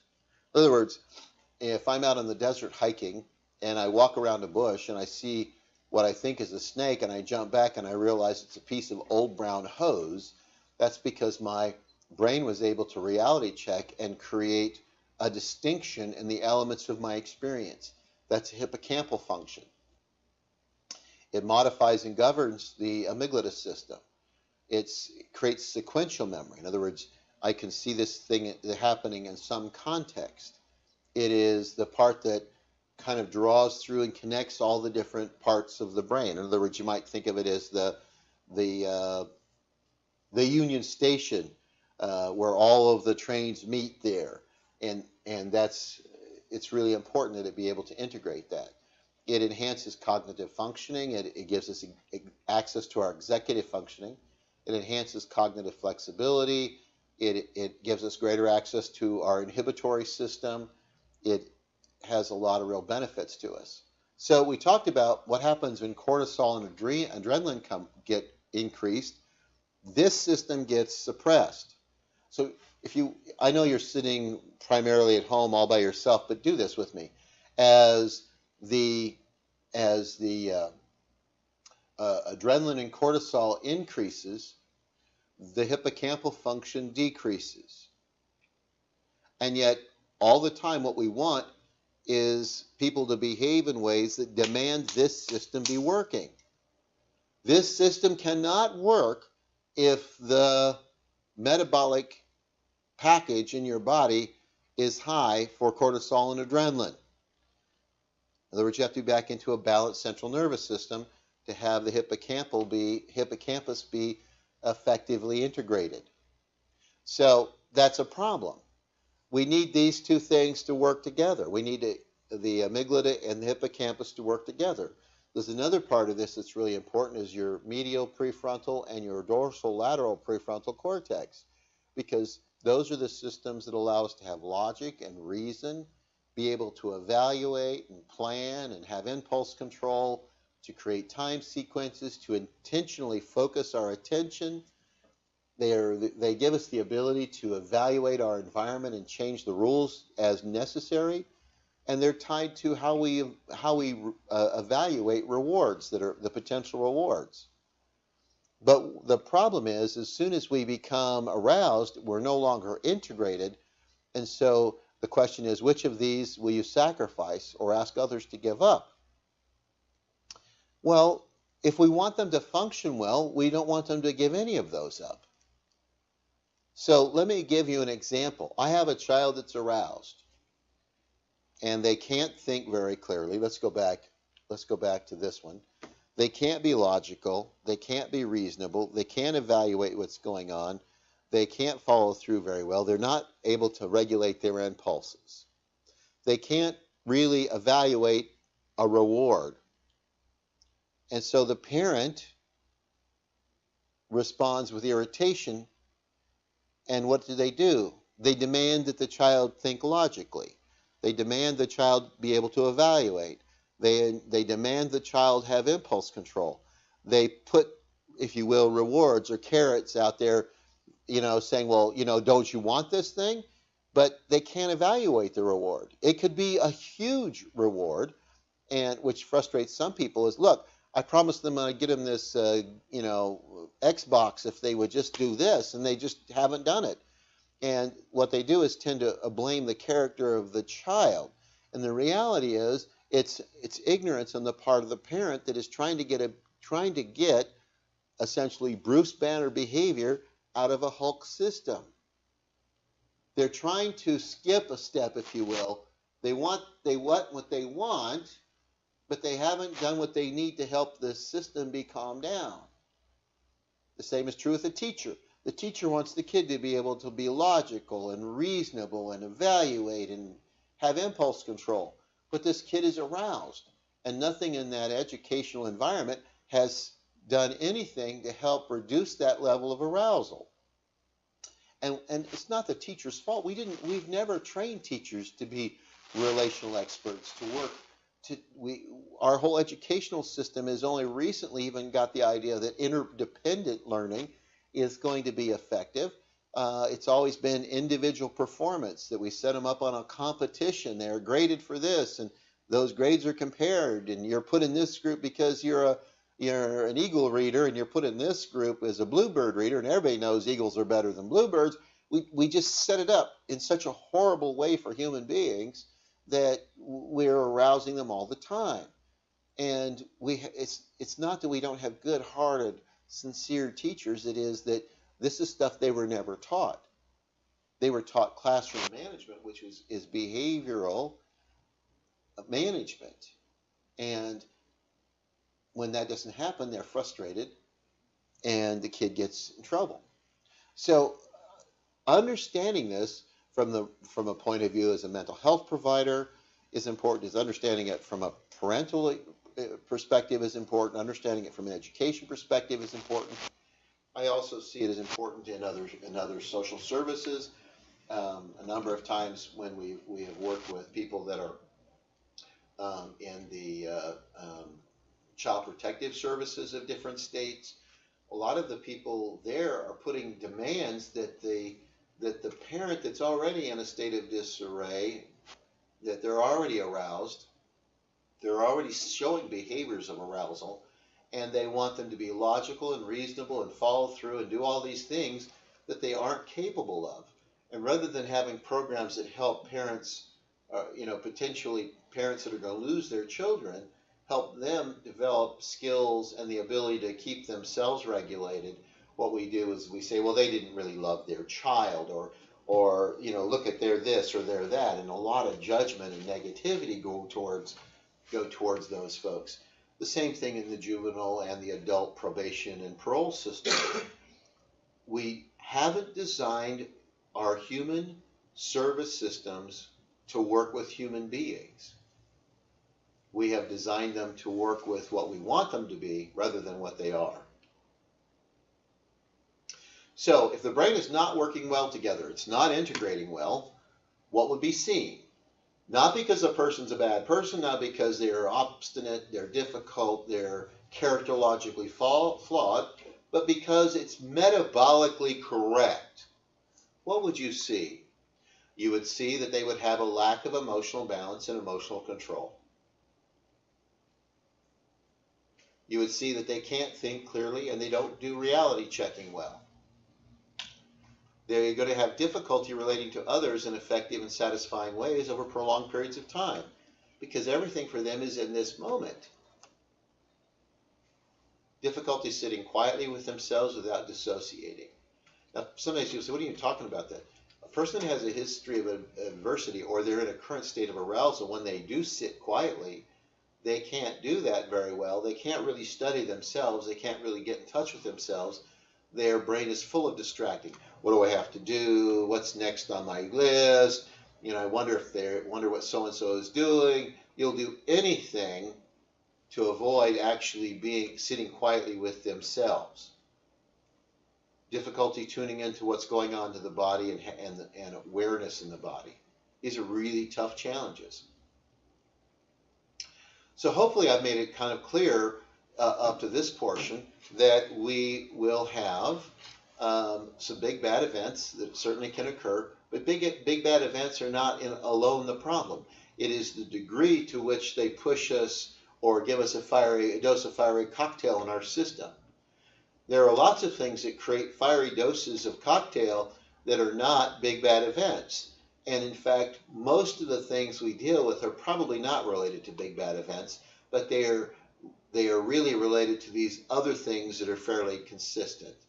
Chaotic environment. Any chaotic environment will send little dose after little dose after little dose after little dose. Aggressive environments, punitive environments, any kind of inconsistent practices. This isn't just true with families, it's schools or businesses alike. Any kind of inconsistency is going to trigger a little dose of cocktail.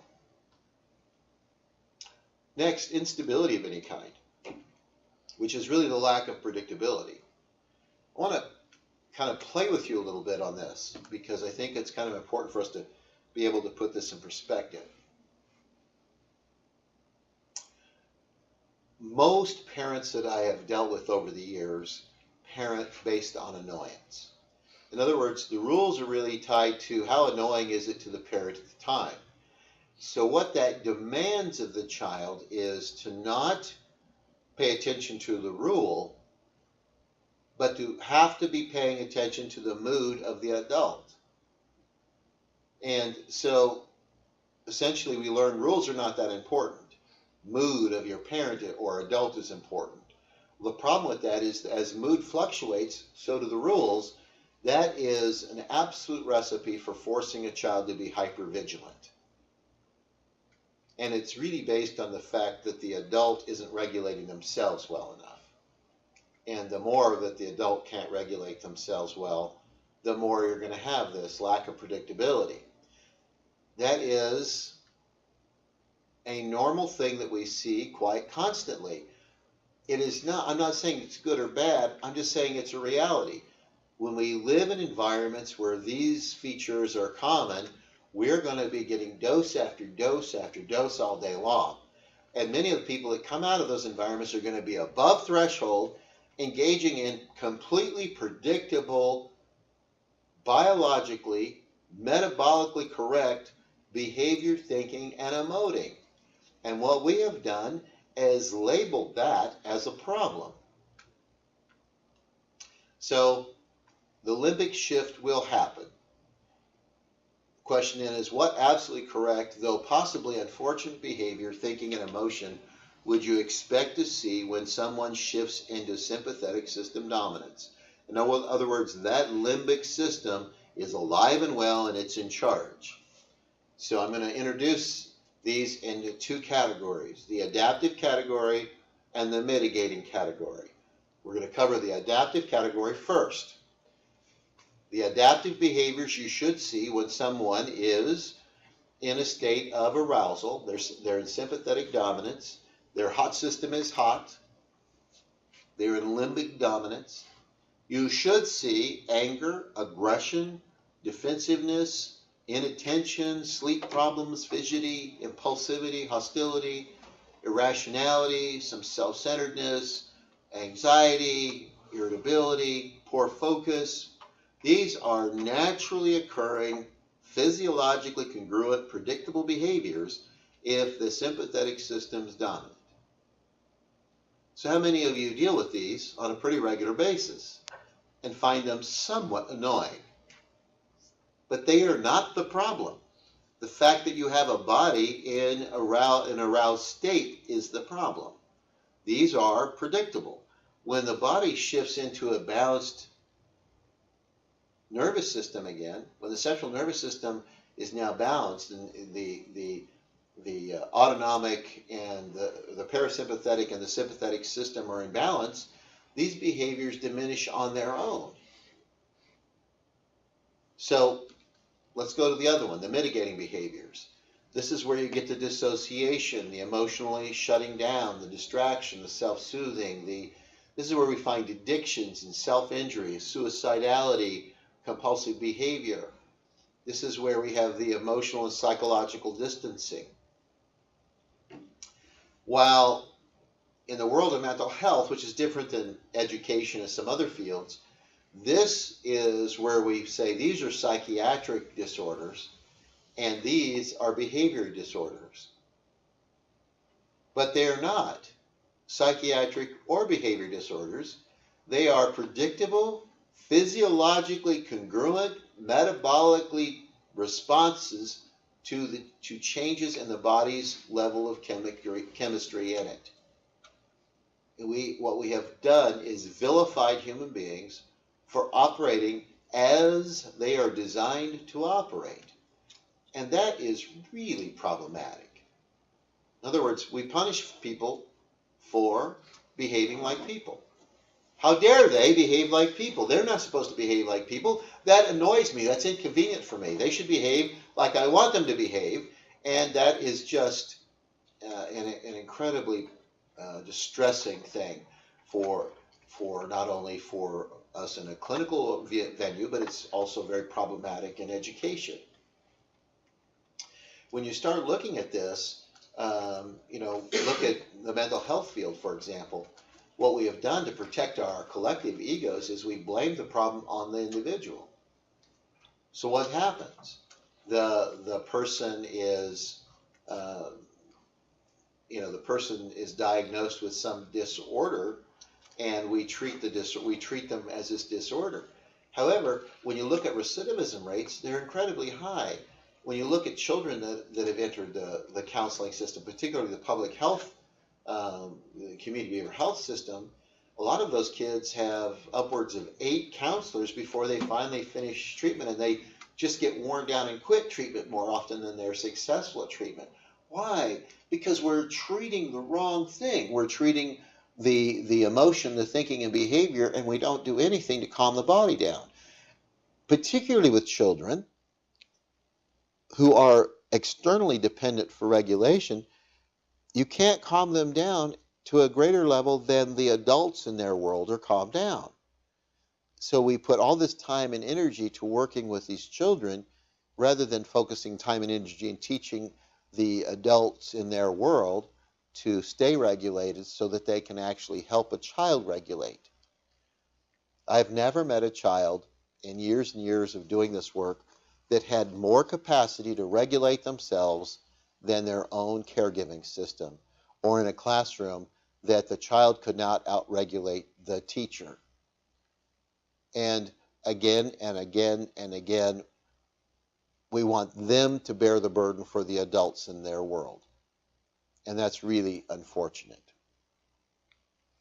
So if a person has a need to create space because they're using mitigating behaviors, they're going to use things like drugs, alcohol, sex, food, shopping, work, sporting activities, video games, high-risk behaviors, reading, sleeping, cleaning, and other compulsive and obsessive activity.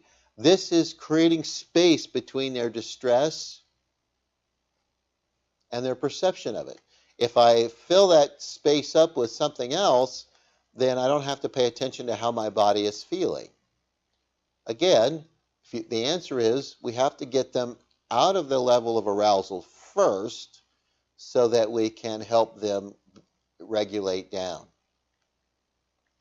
I got the high sign here that it's 10 o'clock, which means that we are really about ready for a little 10-minute break.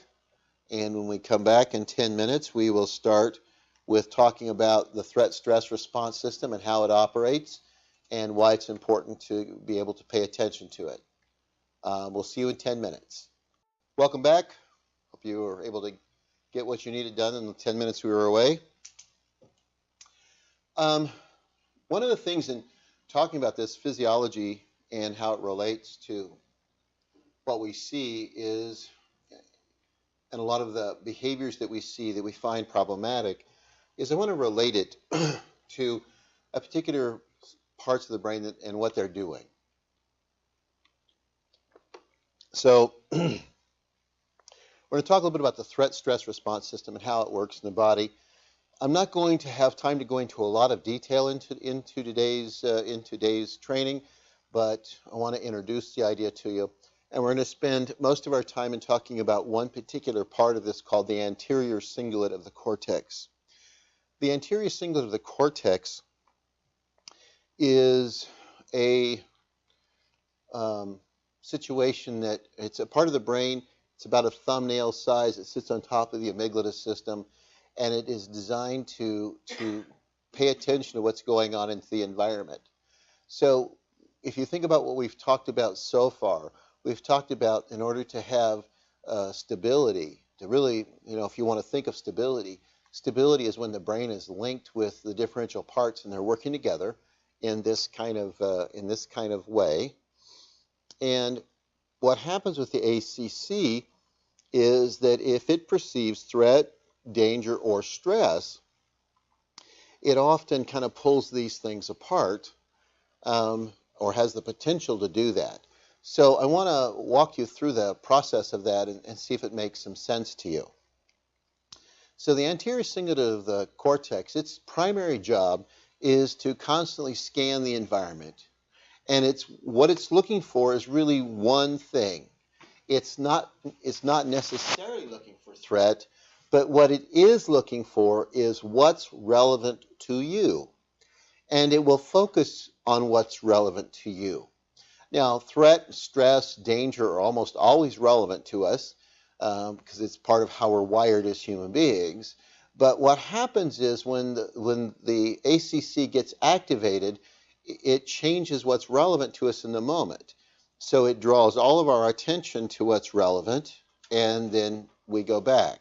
So, I am walking across a parking lot. I'm kind of paying attention to a whole bunch of things, and someone pulls up in a classic Mustang Shelby with all the traditional colors, and it's good. And because I happen to like that vehicle, it draws my attention to it. And then once I've really paid attention to it, then my attention goes back here. And that's a natural way. We walk through any environment, we're having this expansion and contraction of attention, or what we call attentional competition going on. And only the things that are relevant to us will we ever attend to. Well, now, this has some peculiarities to it. Is how many of you have struggled with learning something that wasn't relevant to you? Or even remembering things that weren't relevant to you? And that, because if they aren't relevant to you, you are not going to encode them. And this, in some part, is what we see when we are dealing with people, we keep thinking that, well, they should have the same experience of this thing that I do, and they don't. Even in fun situations where you did something years ago with a friend, you went through the same activity, but when you hear the friend talk about it, they talk about it in such a different way than you do that, of course, you think you're right, they're wrong. You remember it accurately, and they're not remembering it accurately. The reality is we only remember what's relevant to us. So all memory is incredibly personal and idiosyncratic.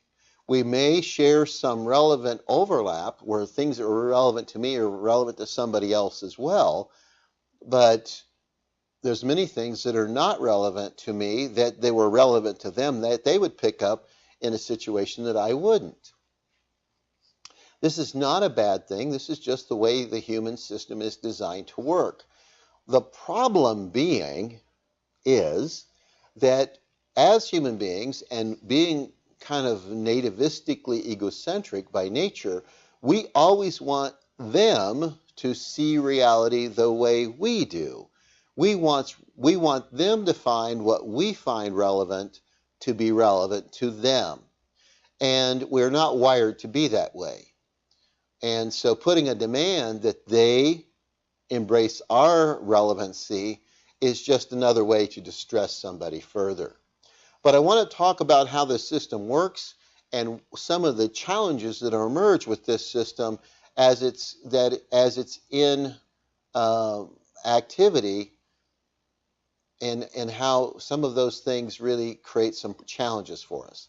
So the first one I'm going to talk about is the fact that the threat perception system gets enhanced or expanded. So when you think about, we're going from this broad view to a narrow view to a broad view to a narrow view to a broad view to a narrow view. When we're in this narrow view, if I'm there too often, for example, I've gotten pushed here because something is really relevant to me and I don't seem to be able to get back to the big view, then the longer I'm in this area, the more I'm going to notice things in this area. Why? Because this is all I'm seeing. And that if that's all I'm seeing, I'm going to have an enhanced understanding or an expanded perception of what's going on in this very narrow range. It's much like looking at a wall and seeing, well, it looks like it's got some kind of texture on it, but you're 55, 60 feet away from it. But as you walk closer to it, you're seeing less of the wall, but what you're seeing of the wall, you're seeing in more detail. And when you get within a few inches of the wall, you can actually see how this is really, it appears to be some kind of a high-end burlap that's got colors in it that are interwoven, and you can actually see the little threads moving through it.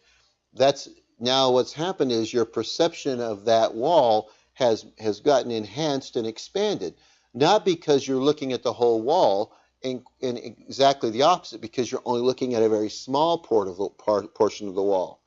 Well, if you're looking here, and this is where your attention is focused, then what happens to everything else outside of that that you're not paying attention to, that you're not attending to, that isn't relevant to you right now?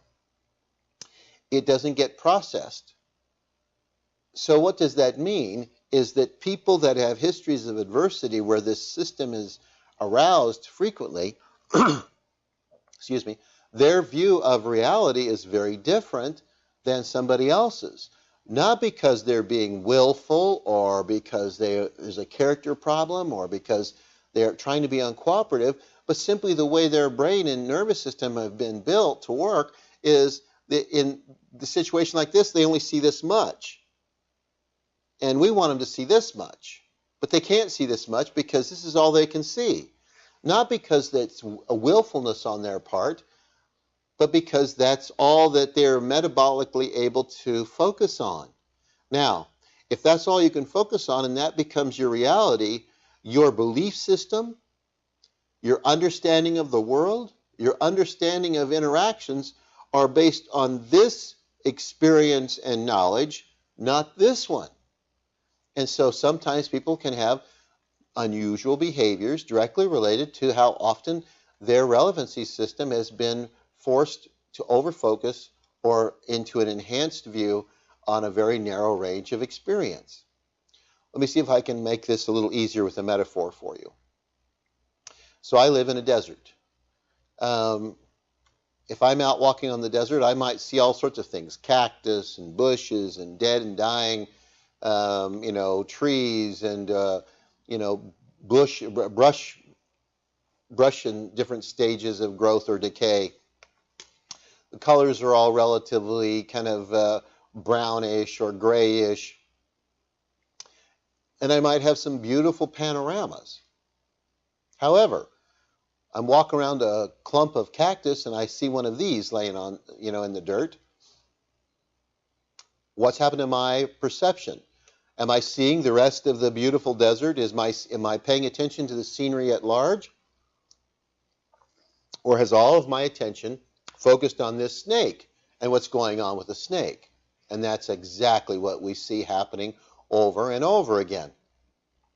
It doesn't matter if I've got coyotes and tutus dancing down the road, I'm not seeing them because all of my attention is focused right here because what's relevant to me right now is this snake. And I can't see anything else.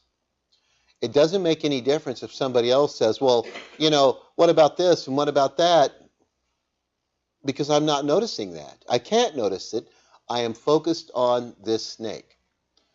Another way of looking at this is in a normal situation when I am relatively calm and relaxed, I might have quite a panoramic view. But the moment I move into arousal and the ACC focuses my attention on what's relevant, instead of having this beautiful panoramic view, I'm only looking through this part right here. Well, that's a problem for us.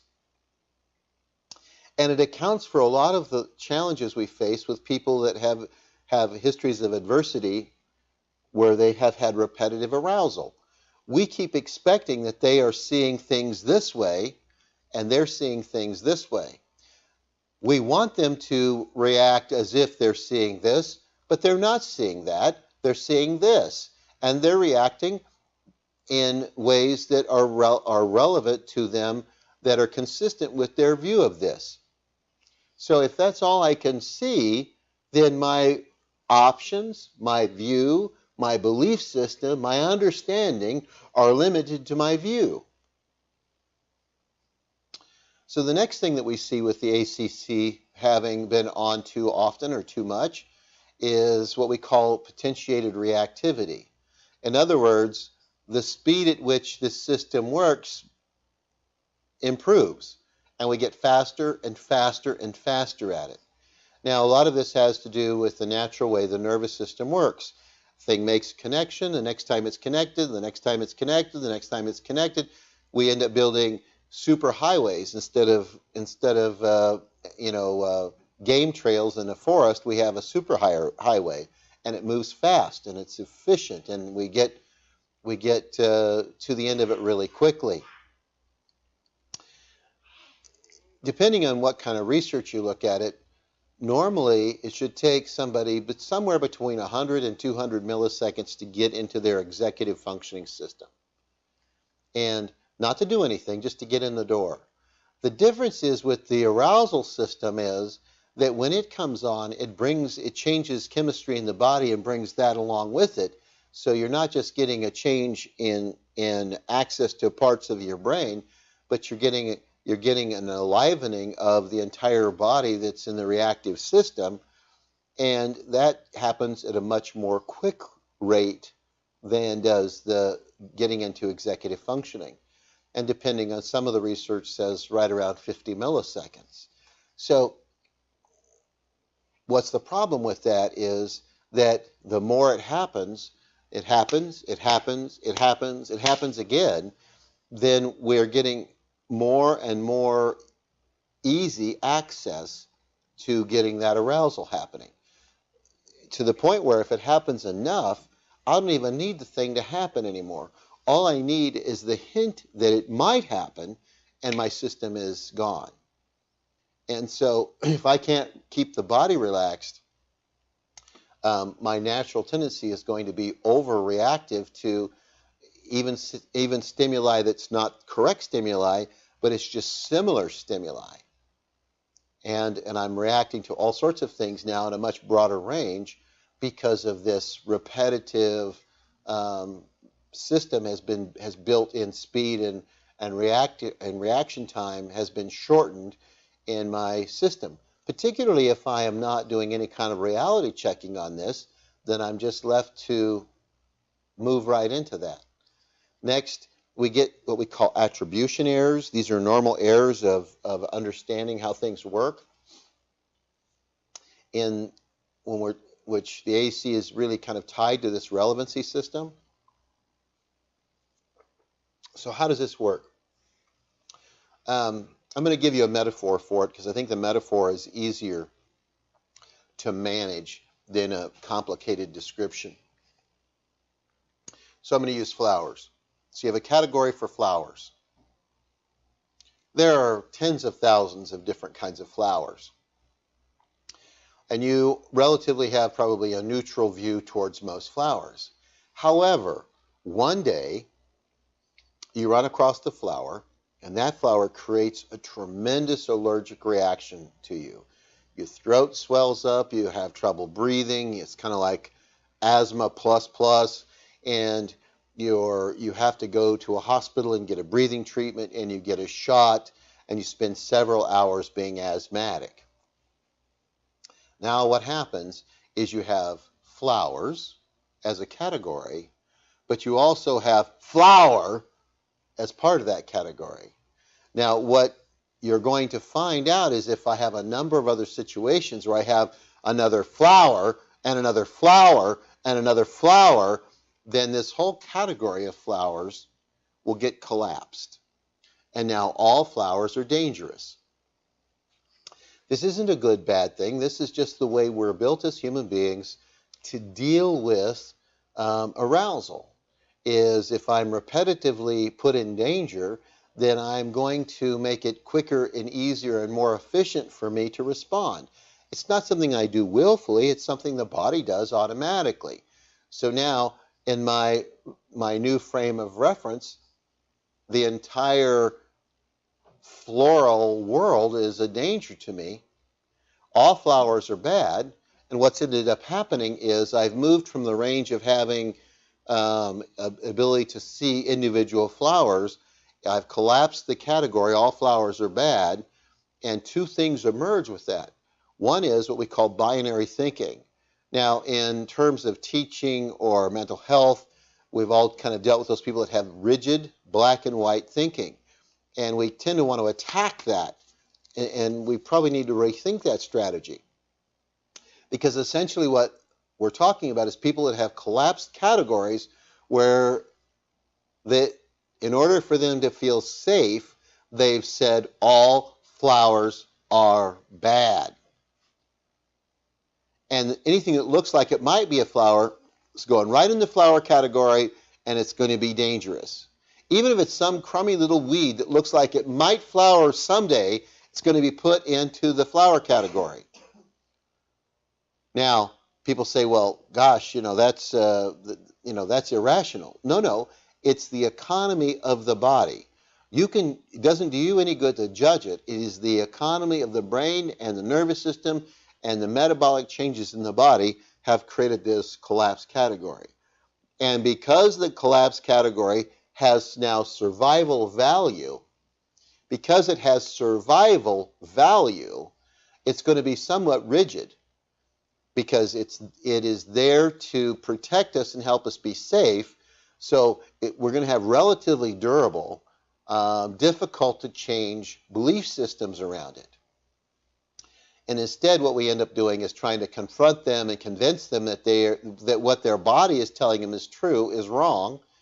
And again, we try to do that before we get the body relaxed, before we get the body regulated well enough so that they can have this sympathetic system and the parasympathetic system operating in balance. Again, it's very problematic. What we end up doing is reacting to these belief systems that they have developed this black and white thinking as if they've developed, and we think we have to confront that in order to help people. And the reality is, try confronting the Hulk when he is in Hulk mode, and you probably are going to find that to be a poor choice, because the natural, if I have collapsed these categories for survival purposes, they're going to resist your attempts to logic me out of them. I hope that makes sense. Next, we know that memory isn't reliable. I want you to think for yourself how the natural way the brain does memory. Think in your own life of something wonderful that's happened. Maybe something you did that was wonderful you shared with a number of other people. I don't care if that was a trip or hiking a mountain that you really were excited about, or you achieved something that you really feel pleased about, or I don't care if it was your first time you won a game of dominoes from your grandparents. But whatever it was, if it was something that was really wonderful to you, think of how often you've thought about it and how often you've shared it with other people. If you've shared it with a lot of people, I want to walk back through and give you kind of a view of that. When you are sharing it, that wonderful thing that happened to you, what state is your body in when you're sharing it? I think sometimes I call that the warm and fuzzy moment, where you're feeling kind of this nostalgic, happy, warm moment, and you're retelling the story and you're reliving it. And what you're going to notice if you're a normal human being is that that story gets embellished a little bit over time. And you add detail to it because it's wonderful. And the more detail you add to it, the less it represents what really happened. And that's a normal process. And anytime we are remembering something that's wonderful or happy or warm or exciting, and we're kind of sharing that with somebody, we've activated the body in an incredibly resourceful state. And now what happens is, as the memory gets reconsolidated, it's actually added these new elements to it, and the memory is no longer what it was before you told it before. And if you tell it often enough, the story is going to shift a great deal over time. I remember the story of the first time I caught a fish. I'd gone to San Diego to visit some friends, and they wanted to do one of those sea fishing excursion things. When my friend's dad had rented or bought space on a boat with 50 or 60 other fishermen. And I had told him that I was like 13 at the time. I don't fish. I've never fished. I'm not interested in fishing. And the dad made it impossible for me to fail at fishing. He had this lure that had like 13 hooks on it. And all you had to do is get it close to something and you were going to get a fish.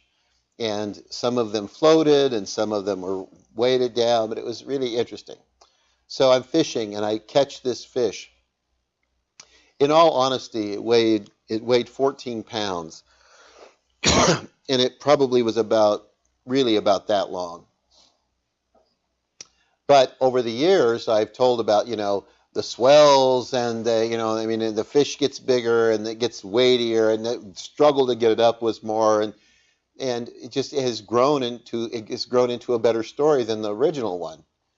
And in my thoughts, I actually see it as, until I kind of sat down and went through it and thought about it, I actually saw it the way I was telling it, and which isn't really the reality of what happened.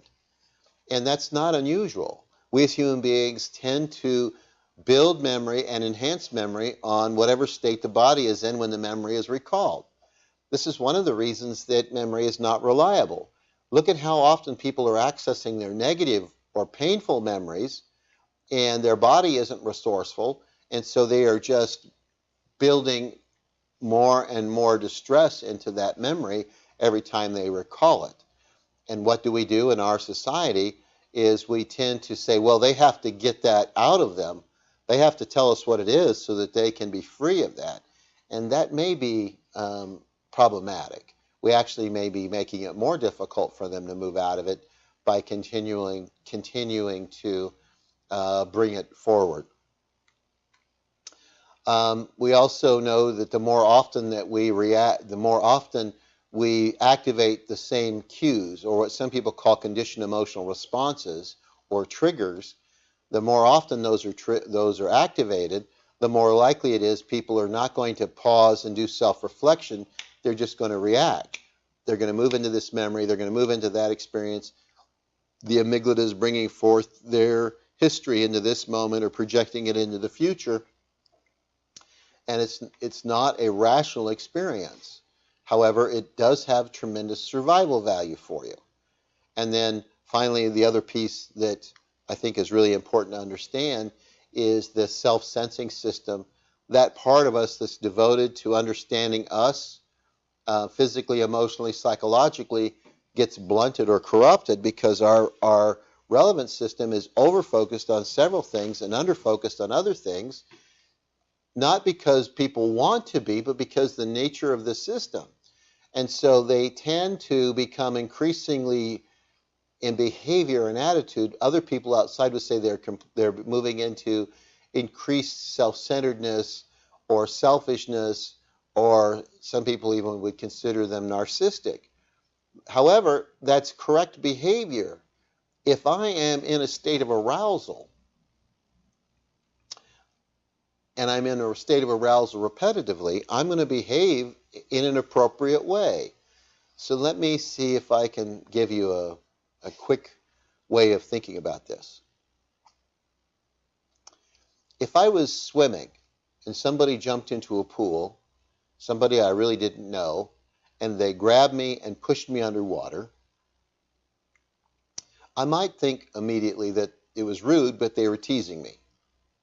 But if they won't let me up, and they won't let me up, and they won't let me up, at some point I'm going to do anything I can to get a breath. Whether that's bite them, kick them, hurt them in some way, and potentially injure them in a life-threatening way. Is it selfish for me to behave that way? No, it is not selfish for me to behave that way. It is biologically correct for me to behave that way. What's really going on is the sympathetic nervous system is in charge. It's perceiving this as that the system that I'm in, or the context that I'm in, is incredibly dangerous, and I better be paying attention to taking care of me so that I survive. So this is by nature a self-centered activity. So if this system is on, and it's on, and it's on, and it's on some more, then it would be normal to have people appear kind of selfish, because they are not going to be thinking about other people or other situations. One of the funny things I see parents that have, particularly foster parents or adoptive parents that have fostered or adopted children that have tremendous histories of adversity, I've heard them say things to like this. Tommy, don't you see how bad this made little Billy feel when you said that? And that's insane. No, not only did they not see it, but they can't see it because they're in a state of arousal right now. All they can see is, well, because of little Tommy, I'm getting yelled at. That's little Tommy's fault. Because I am not able to self-reflect, I can't see how my behavior is contributing to this problem. All I see is I am further in trouble, and it relates to him, so he is the cause. And some people say, well, that's not rational. Of course it's not rational. The Hulk is not rational. Only David Banner or Bruce Banner is rational. If you don't want Hulk behavior, you don't attack normal Hulk behavior. You have to get Bruce Banner back in the room with you.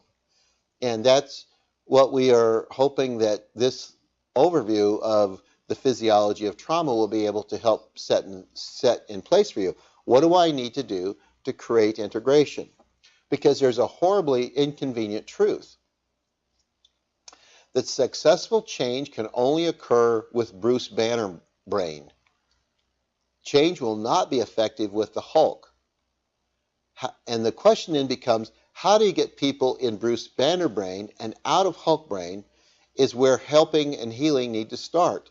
Not the focus on behavior, not the focus on emotion, not the focus on thinking. And yet, almost every program out there is designed to focus on what? Behavior, thinking, and emotion. It is the wrong place to begin our work with people. We need to be able to focus on how do we get that brain calmed down? How do we get these systems integrating well? How is everything we do designed to create integration? And the more difficult someone's history of negative experiences have been, the more that they've had adversity in their life, the more they require the people around them to always be moving towards integration, which means that their environment has to be filled with people that have the capacity to stay regulated themselves. There's a question that came up, and I'm going to go ahead and answer it now before I move on to the next piece. Somebody wrote in, well, what happens when you have parasympathetic dominance?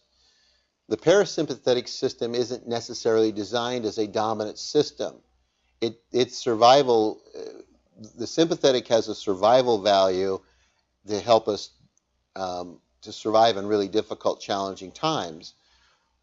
The parasympathetic system is really that system that when the two systems are in balance, it's creating good health, it's improving our relationships, it is helping us have access to our executive functioning system and all of those things that are really positive.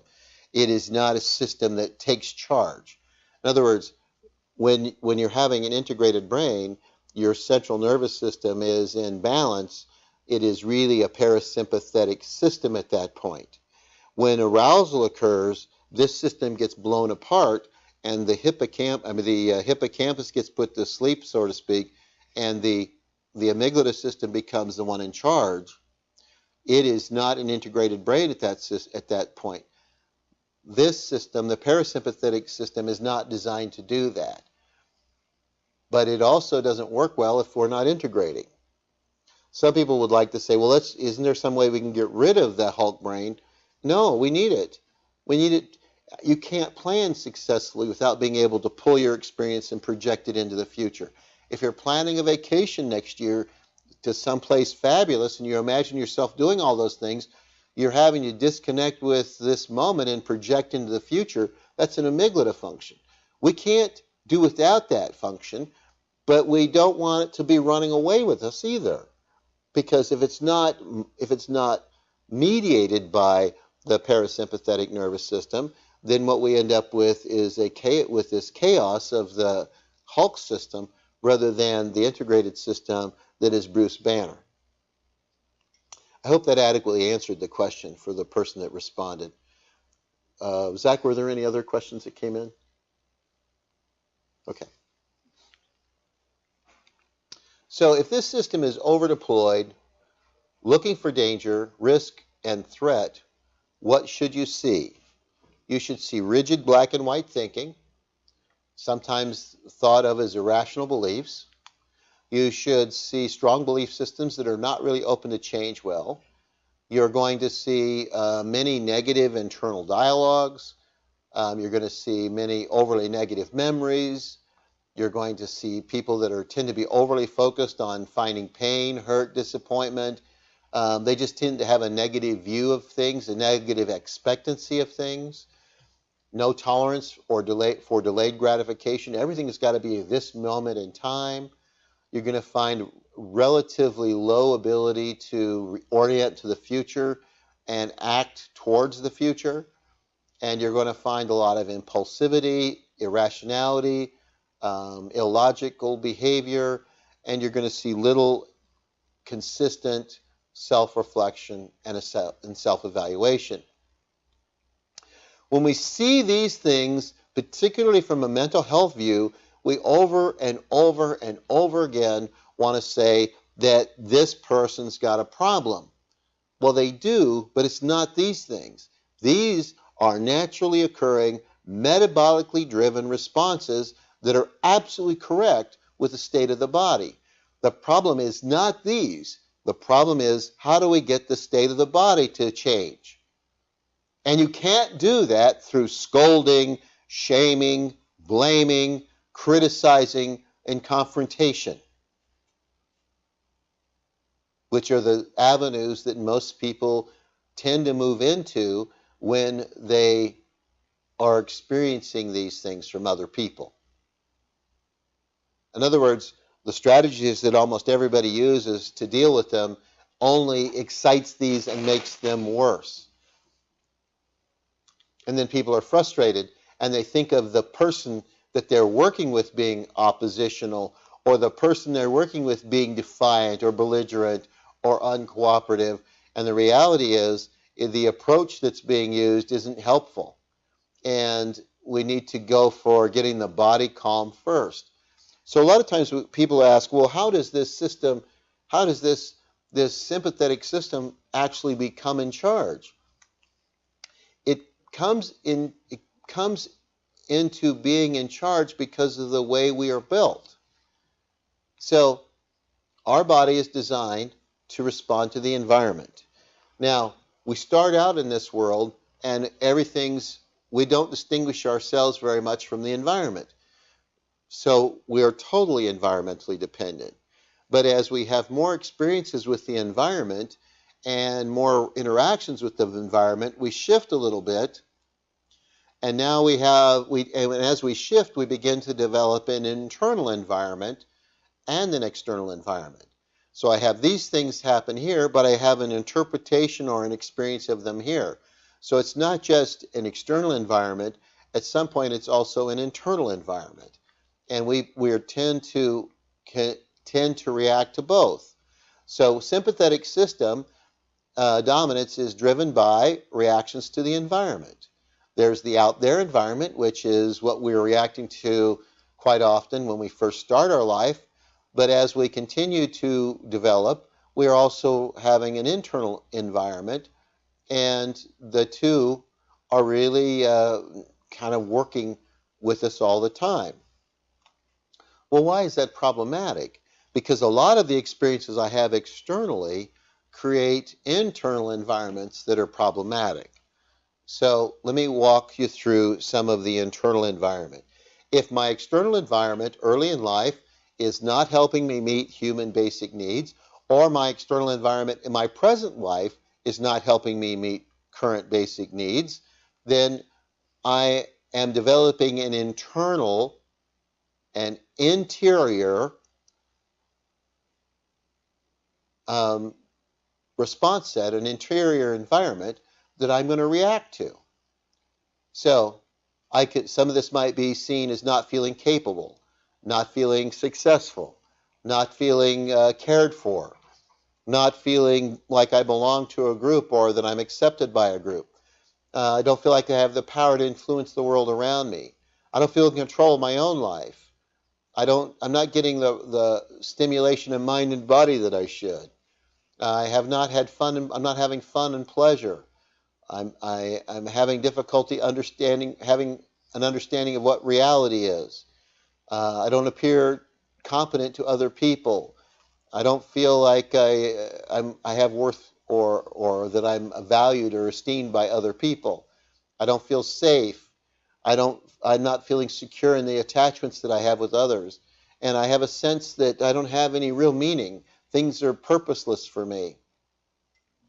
If I have developed these belief systems or these feelings or these attitudes, they are based on my experience with the outside world first, and these are my internal constructions of those experiences. In other words, from birth to a certain point, it was my experiences that I was having out there that were building this internal environment.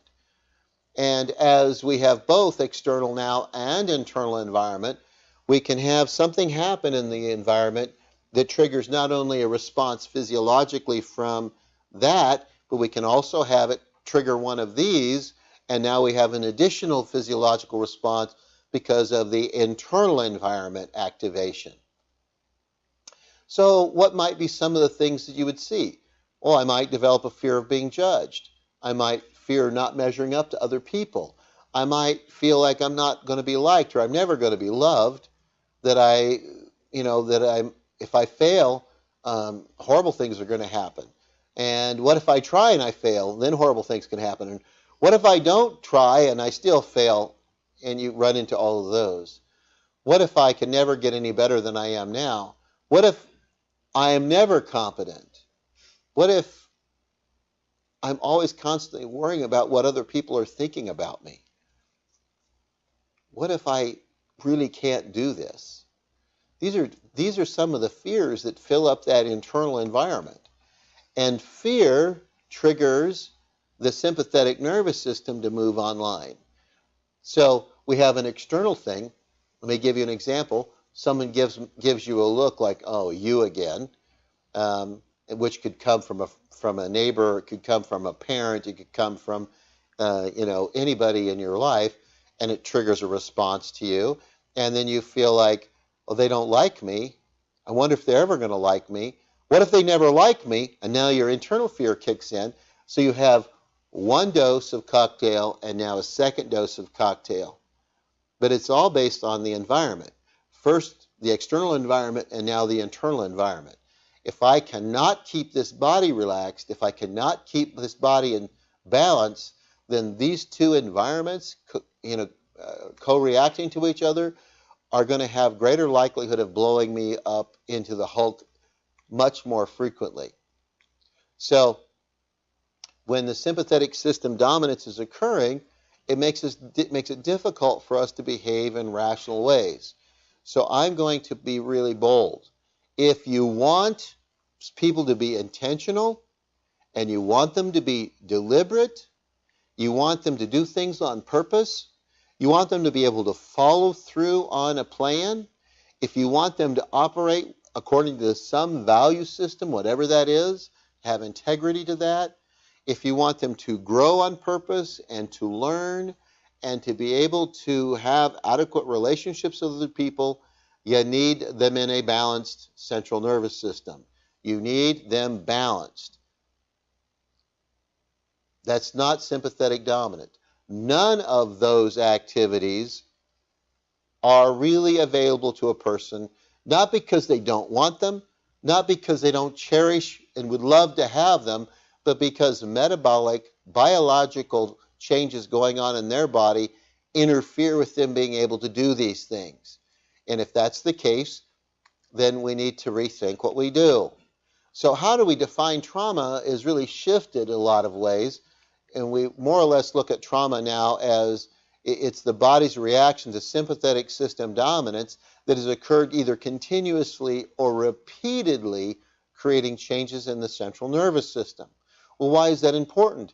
Because what we're shifting away from is it's not a big bad event. It is actually some change in the nervous system and the brain that is metabolically driven that people are responding to. This is not news. The medical community has had a diagnosis for this for 120 years or so, called dysautonomia. Dysautonomia is a disorder of the autonomic nervous system that causes disturbances in the autonomic or the sympathetic parasympathetic functions. It can result from any number of things. It can result from disease like diabetes or cancer.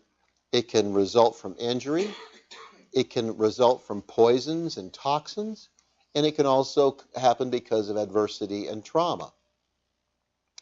Basically, what we recognize is that when almost all the symptomology of most of the mental health disorders we deal with, when you move past the criterion A, which is the gatekeeper, into the rest of the diagnoses, almost everything there is predictable physiological responses to having the body in sympathetic arousal.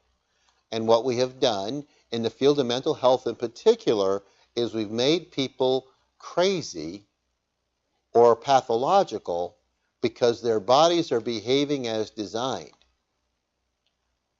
That is not only unfair, but it is putting a tremendous burden on people when we're trying to provide some help and some services for them.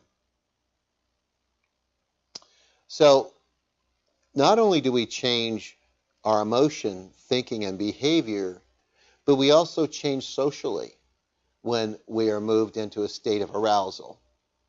And it's important to understand that, because a lot of times we see people behave socially and we don't understand what's going on. So I want to walk you through how this changes a little bit and see if I can make sense of some of the things you've experienced and seen. So again, using that adaptation and mitigation, let's go to social dominance. Social dominance is how social behavior changes when we move into a state of arousal. So we have the adaptive process, sympathetically driven adaptive process, is competition, aggression, assertiveness, and we have the mitigating or the acquiescent compliance feature, which is driven by a different part of the brain. But this is the fear response, the shutdown, the creating distance, all of those things that can happen. If you are confronting someone, adult or a child, who is in their hot system, they will react as if you're initiating the dominance game. It doesn't really matter how aroused you are. If you're just a little bit aroused, you're going to respond to these. I sometimes call these the invitations to arousal. So let me kind of walk you through the first one. The perception that someone is trying to dominate or control you. Well, how many of you, when you are a little bit upset about something, react to anybody's attempt to redirect you or control you in a negative way? Does that make sense? We tend to see that as being very negative. We see it as being manipulative. We see, they're just trying to control me, and we react to it. If I'm relaxed and if I'm in a good balanced state and somebody does the same behavior, I may even not notice it, or I may laugh it off as something that's no big deal. But if I'm a little bit aroused and they try to manipulate or control me or dominate me, it's going to push me into more Hulk activity, more Hulk brain responses. Next is the perceived restriction of movement and freedom. In other words, the idea that someone's trying to contain me or limit me or not let me be who I am or move how I would like to move, that's going to set you off as well. The next one is that when some authority figure demands that you focus on what's relevant to them rather than what your body is demanding is relevant for you to focus on. In other words, I'm a little bit aroused. My ACC is saying, focus here, focus here, focus here. It's biologically, metabolically driven to focus here. And some authority figure says, no, focus on what I find relevant. Focus on what I want you to focus on. Focus over here. And when they can't do that well, that the person reacts by punishing or being critical of them. That's not a recipe for success. So let me give you an example of these in a very simple way, because I want you to be able to see them and be able to become somewhat conversant with them. So I am, let's say I'm a 7-year-old. I'm in 2nd grade, and I come to school, and I've had a heck of a morning, and I had a heck of a weekend, and I am already somewhat aroused. And because I'm aroused, my relevancy system is saying, you better study the environment, you better be watching out. People are, things are dangerous out here. And so I'm looking all over the place, and I'm shuffling and fidgety and wiggly, and I'm talking out of turn, and I'm saying things to the persons next to me. And the teacher who's seeing that says to me, Bobby, sit down, sit still, and pay attention to your math. What the teacher has done, inadvertently, has hit the first 3 trigger points, if you will, or invitations. And if I am in Hulk mode already or on the edge, they have just invited me into a full Hulk response.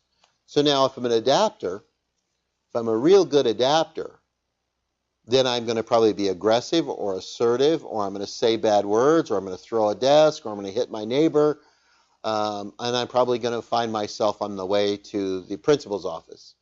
If I'm a mitigator, one of those people that tends to create space, I may just shut down, withdraw. I may even put my head down on my desk and go to sleep. In neither case is learning happening. However, most teachers that I have had conversations with would prefer mitigation and compliance because that makes their job easier. However, that's also the most dangerous place for people to be. That's where you find suicidality and addiction and compulsive behavior and self-injury. We don't really want people to be there any more than they have to be. The fourth invitation is this one, the perceived disrespect of status, power, and role. So I'm a teacher, and I don't regulate myself very well. I don't keep myself calm regardless of what's going on out there. And I have little Bobby just sitting there being all fidgety and moving around, and I see it as him not respecting me as a teacher. And he's not respectful of my role as a teacher. And I react to that, and now I snap at him and I say something and I blow him up. I blow him up because I couldn't regulate me. And we see that a lot in education. We see it a lot in parents. We see it a lot in business leaders. That this is a fairly common process that we deal with over and over and over again. Well, the challenge then is how do we look at these things differently? Because we're not used to thinking about this. We are so focused on the consequences of arousal rather than dealing with the arousal. We don't like the thinking and the behavior and the emotions that we see. They're distressing to us, and we don't want to have to mess with them. We just want things to be easy. And what we really are doing in that aspect is we want to be efficient more than we want relationship in our society. And when we have people that have histories of dysregulation, repeated adversity in their life, what they need is relationship before efficiency. But almost every system of care is designed for efficiency over relationship. And so we put them in these systems to help them that are not set up to really do what they need, really set up in ways to help them as effectively as they possibly could help them. What is really going on here? So I have another metaphor. Hopefully the Hulk, Bruce Banner metaphor makes sense for you. Hopefully working with integrated brain makes sense for you as a metaphor. But this is another metaphor that I use all the time. What we're dealing quite often with is the fact that an engine is turned on. If you turn a typical gas engine on, you get power, you can move, you can act, you can move places, but you also generate exhaust. Exhaust is toxic, it's unpleasant, it doesn't smell good. If you're trapped in a room of it, it can kill you. However, it's appropriate. Exhaust is appropriate. What we have done in the world of education, in the legal system, in behavioral health, is we built system after system after system to work with exhaust rather than turning engines off. What I'm suggesting to you, if you're going to work with people that have histories of trauma and adversity, your first goal is always getting the engine turned off. Because then it gives you the ability to have access to Bruce Banner brain so that we can actually use all of the nice, wonderful things that we know how to do. But until we can get that engine turned off, we're not going to be very effective. Now, how do we protect ourselves in the mental health world is when the client isn't responsive, we blame them. We say they were resistant, uncooperative, non-compliant, not motivated. They hadn't hit rock bottom yet. We say all of these things that protects our collective ego as a profession, rather than understanding we're failing, and we're failing over and over again because we're trying to package exhaust rather than we're turning an engine off. We need to become skilled at turning engines off. A parent needs to be able to be skilled at turning the engine off. A teacher needs to be skilled at turning an engine off.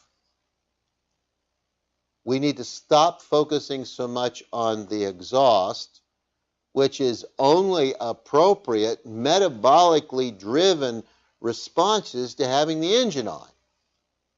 Let's turn the engines off. So, now that you kind of understand this a little bit, let me talk about the sequence of what happens as you move across the threshold, because there is a sequence that human beings go through. And we'll see if we can kind of make some sense of that. So the first three things that happen are these. I'm going to go ahead and put these up too. The first three things that happen is we shift away from a future orientation into our past, or into our future, into our past or immediate past, or quite a bit past. Number two is our perceptions shift, and we have the emergence of worrisome fantasies, memories, repetitive negative thinking, followed by an inner critic.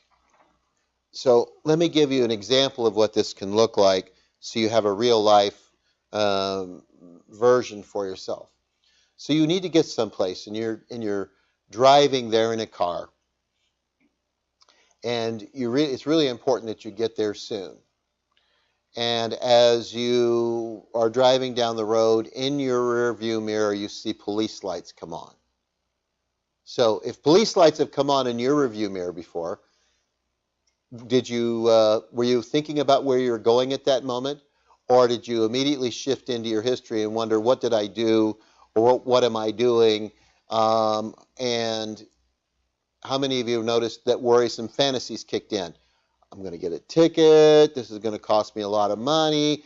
If they pull me over here, it's by my work. It's going to be embarrassing. We have a whole litany of those. And then our inner dialogue kicks in. The inner dialogue sounds something like this. You know better than drive like this here. That's a fairly natural example. That's a natural example. It doesn't matter if the police lights came on and you get that charge and they pull out around you and go on down the road to an accident. It doesn't matter. Your whole system got churned up with those lights, and you're no longer in a relaxed frame of mind. You are in this aroused system. The next in the sequence of things is that your language ability will reduce. Part of that is when the amygdala system kind of becomes dominant, blood flow changes in the brain and nervous system, and you don't get quite the blood flow to the Broca center of the brain. You're not going to be able to have the same language ability. Your logic and reason shift away. Your moral reasoning lessens or disappears. That's always tough for somebody. We live in a society that always wants to talk about accountability. Well, they need to be accountable. And I agree. But where does accountability come from is only when they're in Bruce Banner mode.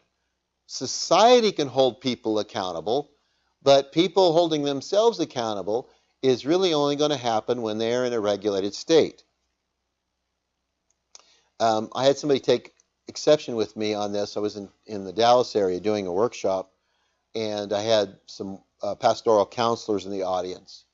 And I basically made this statement, and they reacted to it very negatively, and they said, no, that's not true. And I said, well, of course it's true. And they said, no, it's not true. And where I was at was near the LBJ freeway there in Dallas, and any of you live in Dallas know that that's should be, Indianapolis Speedway Junior. I mean, it's, people are going way past the speed limit, at least when I've been on it. I'm going 75, and they are coming from behind and passing me and doing it rather quickly.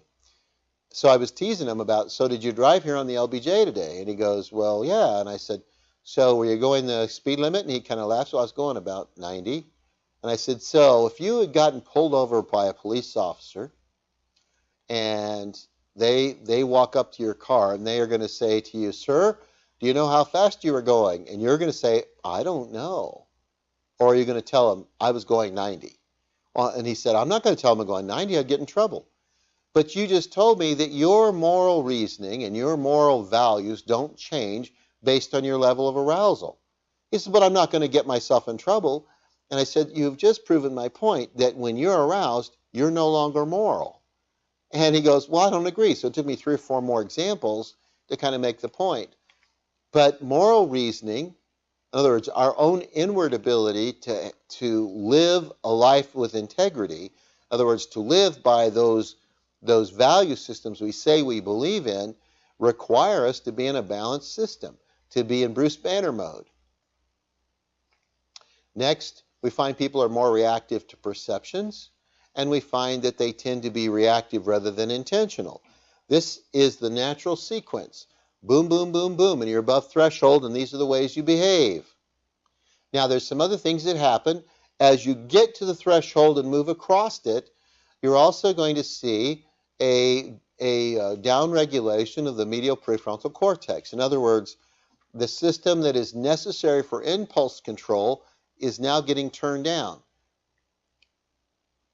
So you are moving into a system that is going to be incredibly impulsive, and the system that could change that is getting turned off. We always complain, "Well, that's just poor impulse control." No, that's metabolically correct behavior. If you don't want them to have this impulse control problem, they have to be able to regulate their behavior, and that's only doable if they have access to their Bruce Banner brain. So these are some of the issues that we run into with a dysregulated medial prefrontal cortex. But there's other things that happen as we move across the threshold as well, and I'm not going to talk about all of them because we don't have time. I'm going to talk about a couple. There are 11 or 12 body systems that are impacted negatively by this: the immune system, the hormonal system, a number of other situations. But I'm going to talk about just a couple. The first one is called the ventral vagal complex. This complex of the brain and nervous system is incredibly sensitive to arousal and stress in the body. And when the body moves over threshold, it actually reduces activity in this area. You can see that reduced activity on MRIs and brain scans. Well, why is that a problem? Because this is the system through which we experience relational pleasure. You cannot have a secure attachment with anybody if there's not good activity in the ventral vagal system. You will have difficulty forming and sustaining long-term relationships that are satisfying. You're going to have, unstable family relationships if you don't have good activity in this area. You're not going to read social cues very well. You're not going to be able to read facial expressions, and you're not going to be very good at reading body posture or those relational aspects that we normally are pretty good at if we're well connected.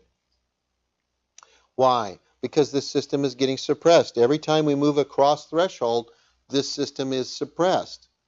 If it's suppressed often enough, we actually call this ventral system atrophy, where there's just not much activity in it. And we see this with a lot of veterans that have had multiple deployments. They've been out, second, third deployment, and now they come back home and they don't seem to be able to maintain relationships well with people. They remember what it felt like, but they don't feel that way anymore. And it's incredibly confusing and frustrating for them to have that kind of experience. So what we do to help them activate that is we use a lot of pet-assisted therapies. We give them a low-demand relationship to build activity in the ventral vagal system. And as they have that interaction with this pet, it helps stimulate that area. Now, some people say, well, why is that more effective than families? Let me go back. What I said, an animal is a low-demand relationship. I have never met a family that's not a high demand relationship. Low demand relationships help activate this system. A high demand relationship, when I don't have the ability to respond appropriately, just kicks me into Hulk mode and makes it more difficult for me to connect with people. I hope that makes sense to people. So that's a problem. Another system that happens, and I'm not going to show you the graphic for it, but another thing that happens is everything above the diaphragm gets excited when we move into sympathetic arousal, but everything below the diaphragm to the pelvic floor gets suppressed. Not only does it get suppressed, but because the body's perceiving it as a distress in the body or a wounding in the body, what we see is a tremendous influx of inflammation. So we see that not only are these systems suppressed, not working well, but we see that they're now inflamed. And how well does a kidney work when it's inflamed 10 or 12%? Or how well does your food get digested in your intestinal tract when your body itself has swollen up the tissues that have to absorb these nutrients, or your liver, or your pancreas, all these parts when they get inflamed, because this stuff gets bioaccumulative. In other words, the inflammatory agents store into the cells of the body. That is one of the things that we have discovered in the last 2 decades that is related to all chronic health issues is inflammation. And inflammation quite often is a result of being in this aroused system for overlong periods of time. And so it becomes kind of a problematic piece for us. The last system that I want to kind of talk to you about is the executive functioning system. You need the parasympathetic and the ventral vagal system kind of working together to really get good executive functioning. Why do we need executive functioning? Is because it's what allows us to regulate our body. It is what allows us to have good, basic, attuned communications to other people. It also is the system that allows us to have emotional balance and being able to regulate our emotions well. It is the part of us that allows us to pause, look at options, be evaluative, look at rewards, and choose a response. It is the part of us that is in charge of fear modulation. A lot of people ask me about that one, so let me kind of give you a quick. Anybody that's been around a Chihuahua has seen this happen. A Chihuahua gets really yappy. They just kind of like bounce and yap when they're upset. But the moment they become less excited, they have kind of a cough shudder thing, and then they just lay down. And that's an energy discharge. It's what you would call fear modulation, or release, relax, and restore. Human beings tend to not do that very well unless they have access to a balanced system where the parasympathetic and the sympathetic system are working fairly well together.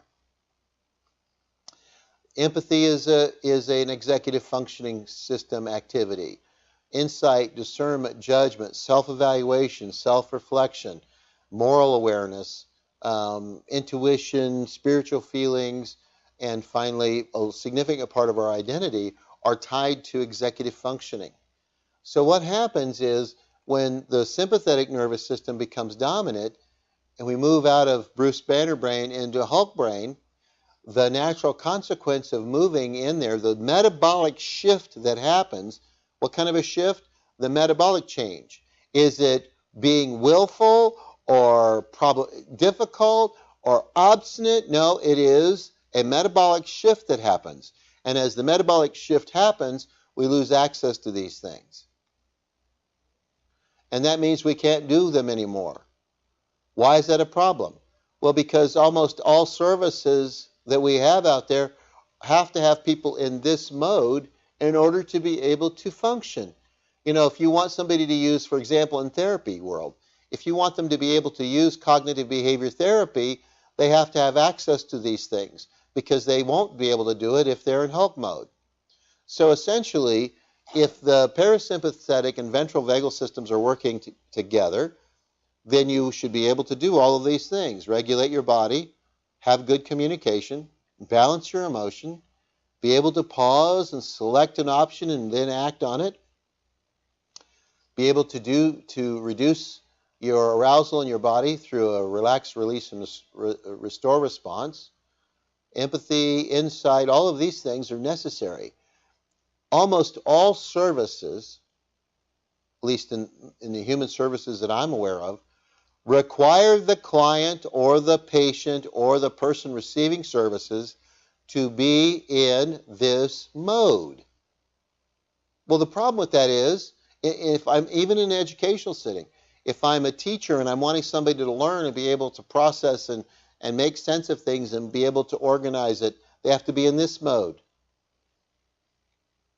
But if I have somebody that comes in the door in Hulk mode and I don't do anything to help them get into a balanced or integrated brain, then I'm trying to get them to behave in ways that they can't.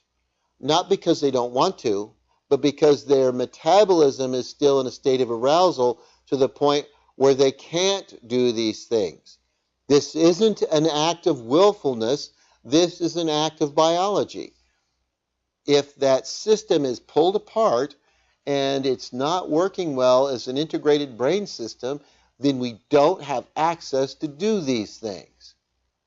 It doesn't matter how much we want to or how much somebody else wants us to.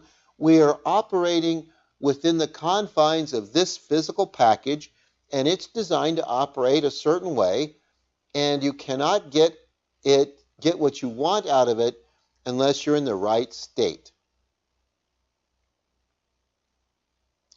Now, that's really uncomfortable for a lot of people because it goes against almost everything they were trained to believe. That, well, they're doing this, it's a choice. Over and over again, I've heard people say, well, they chose to behave that way. Did they really choose? If I only have access to the Hulk portion of my brain, what kind of choice range do I really have? Well, I've had people say, well, they're just doing it for attention. Really? Do you really hear what's really going on there? When somebody says that they're just doing it for attention, it is the adult in that environment or whoever's making the claim, whether it's of a child or another adult. If I am the person making the claim, they're just doing it because the person that's dysregulated first is me. I'm not regulated well enough to deal with that. So part of the challenge we have once we understand this is that people providing services, people that are teachers, judges, probation officers, child protective services, the people delivering social services have to be the poster child for being self-regulated first, because there is no chance that we're going to help other people be more regulated than we are. If you don't believe that's true, think about the time that you were arguing a point with a 2-year-old. If two people are in Hulk mode, you have a parent and a child in Hulk mode, you cannot create a Bruce Banner. If you have two coworkers that are both in Hulk mode, the two of them together cannot create one person that's a Bruce Banner.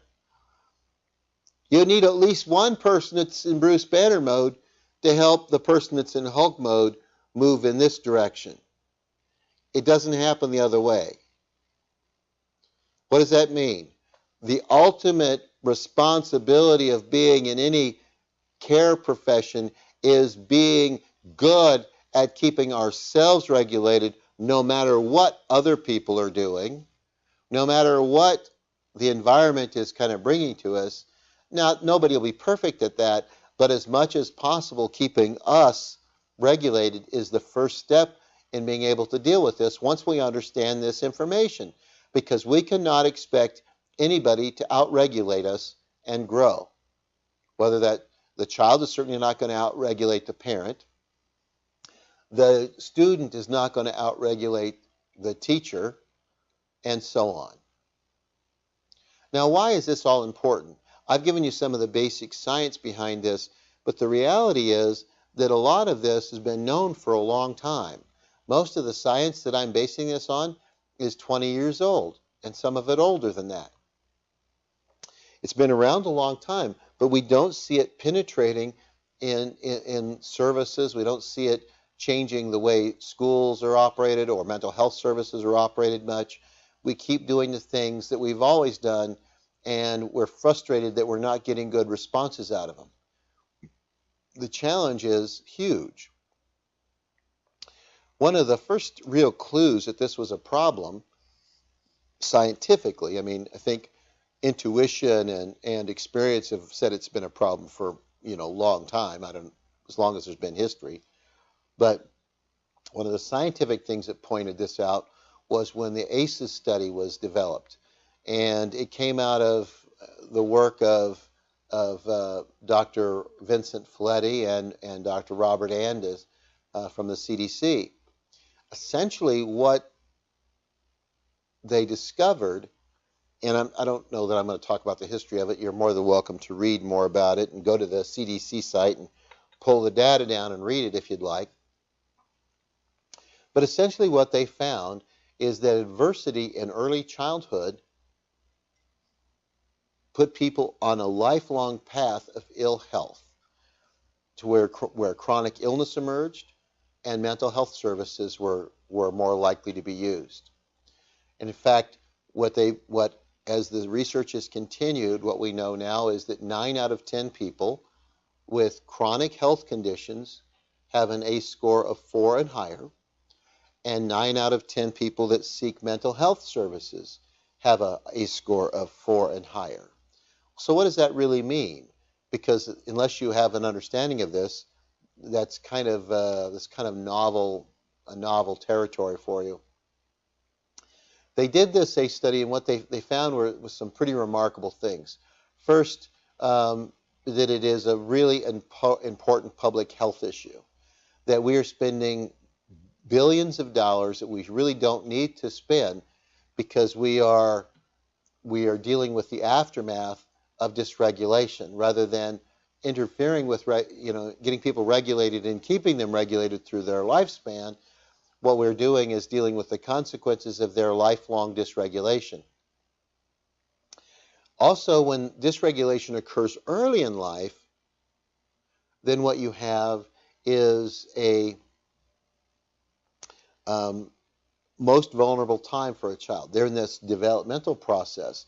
So the way their brain and nervous system is being wired together is built based on this arousal that sets them on the stage to negative health consequences the rest of their life. And that's problematic as well. Robert Bloch, the former president of the American Academy of Pediatrics, said that the children's exposure to ACEs is the greatest unaddressed public health threat of our time. Well, that's a pretty significant statement for someone that's the leader of the world of pediatrics in the United States, saying, this is the thing, folks. This is one of the biggest problems we have, is we have children exposed to ACEs. The reason we have people exposed to ACEs is because we have children being raised in environments where the adults can't regulate themselves well. And consequently, the child can't regulate themselves well either. It's a huge problem. So what are the categories? ACEs are kind of broken into 2 categories. There's the abuse neglect version, which is, physical, emotional, sexual abuse, emotional and physical neglect. And then you have household dysfunction. We have a drug user, a drug abuser. It doesn't require addiction, though it can. Incarcerated or missing household members, someone chronically depressed or mentally ill, domestic violence, the mother particularly being treated violently, and one of the parents missing. Well, when you start looking at this, in the United States, people say, well, that's just common stuff. And isn't that an indictment? That it is common stuff, and it's very problematic that it's common stuff.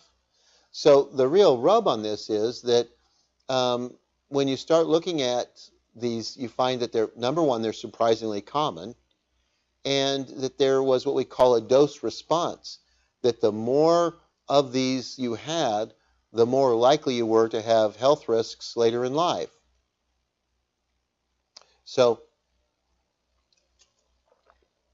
let me put up some examples of this real quickly for you and be able to kind of lay this out for you a little bit. So when we start comparing with people that have an ACE score of 0 compared to, and I'm just going to go from 0 to 7 just to show you the difference. When you have somebody with a score of 0, 1 in 16 of those people will smoke. With an ACE score of 7, 1 in 6 of those people will smoke. When you have an ACE score of 0, 1 in 69 of those people will be an alcoholic. When you have an ACE score of 7, 1 in 6 of those people will be an alcoholic. When you have an ACE score of 0, 1 in 480 will use IV drugs. When you have an ACE score of 7, 1 in 30 will use IV drugs. When you have a score of 0, 1 in 14 will have heart disease. With a score of 7, 1 in 6 will have significant heart disease. And this one I think is really important. When you have an ACE score of 0, 1 in 96 will attempt suicide. And with an ACE score of 7, 1 in 7 will attempt suicide. Well, some people might say, well, this is just bad behavior, and we just need to have better behavior programs. The reality is that they're behaving as designed because their system is churned up and their metabolic system has been sympathetically dominant multiple times throughout their life. The more of these they have, the more likely they are to manifest symptoms. The more likely they are to have problems. The more likely they are to die early. The more likely they are to have compromised relationships. The more likely they are to have academic failure. The higher the ACE scores, the more problematic the symptoms that people have. And what we keep doing is trying to deal with the exhaust of these things, the exhaust, rather than turn the engine off. Now, in addition to the 10 items that were in the ACE study, we also have to understand other factors influence it. The ACE study was done originally with 17,327 people. It is not representative of the population as a whole, but it's very powerful as a predictor.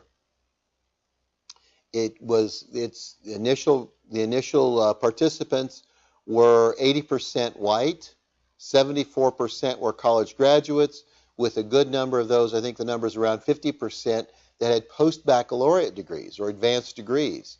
And the income level was really fairly high, and somewhere in the 80K range.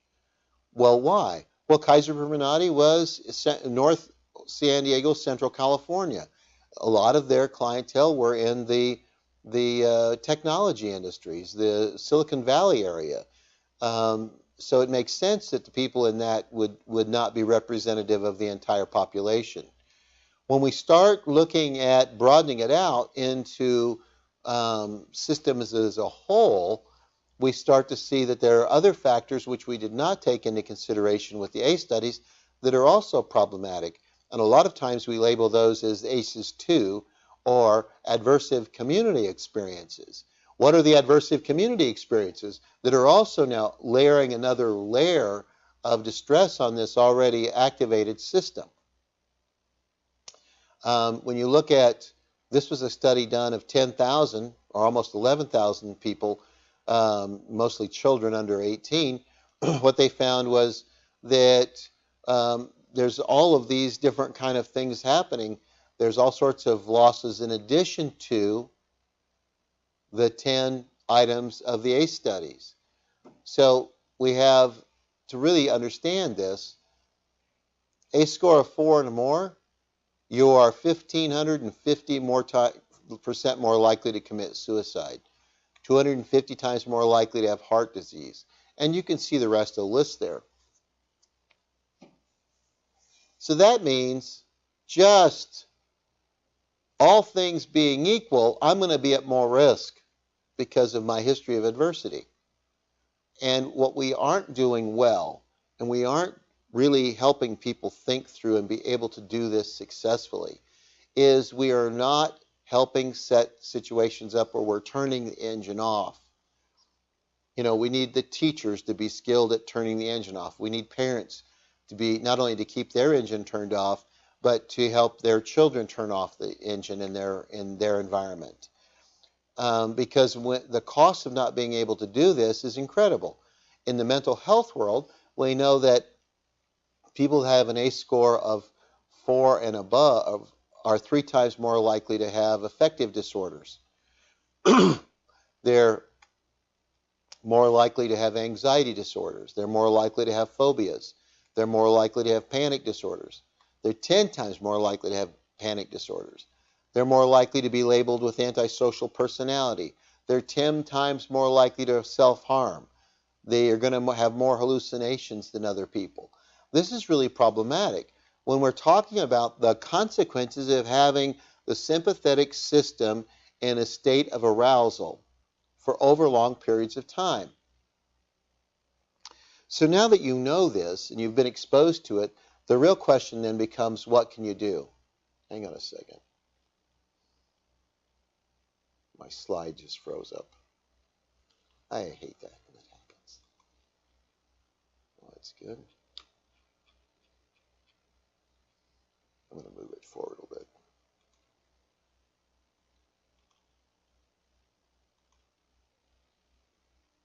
So what do I do now? Now that you know this, what can you do? So this is true for foster parents, it's true for adoptive parents, it's true for teachers, it's true for mental health professionals. Anybody that's going to work with trauma needs to be kind of working towards these things. The first one is what I call the growth versus reactivity mindset. What does that really mean? That we have to be working every day to grow personally. We have to be working to get ourselves in a better, more regulated, self-reflective, self-regulated state. And we have to do that intentionally. Nobody's going to be perfect at this when they start. You don't have to be perfect at it. You just have to be working at it every day. I would also suggest for those of you that are working in the mental health field that you also work on this as professionally every day. The next thing that you need to be able to do well yourself, because remember, you can't do this with anybody else unless you can do it for yourself. The next thing is to be able to activate your own inner resources. When you are feeling distressed and overwhelmed and you're feeling aroused, how do you tap the resources around you? How do you use the relationships you have? How do you build inner resources so that you can turn your own engine off?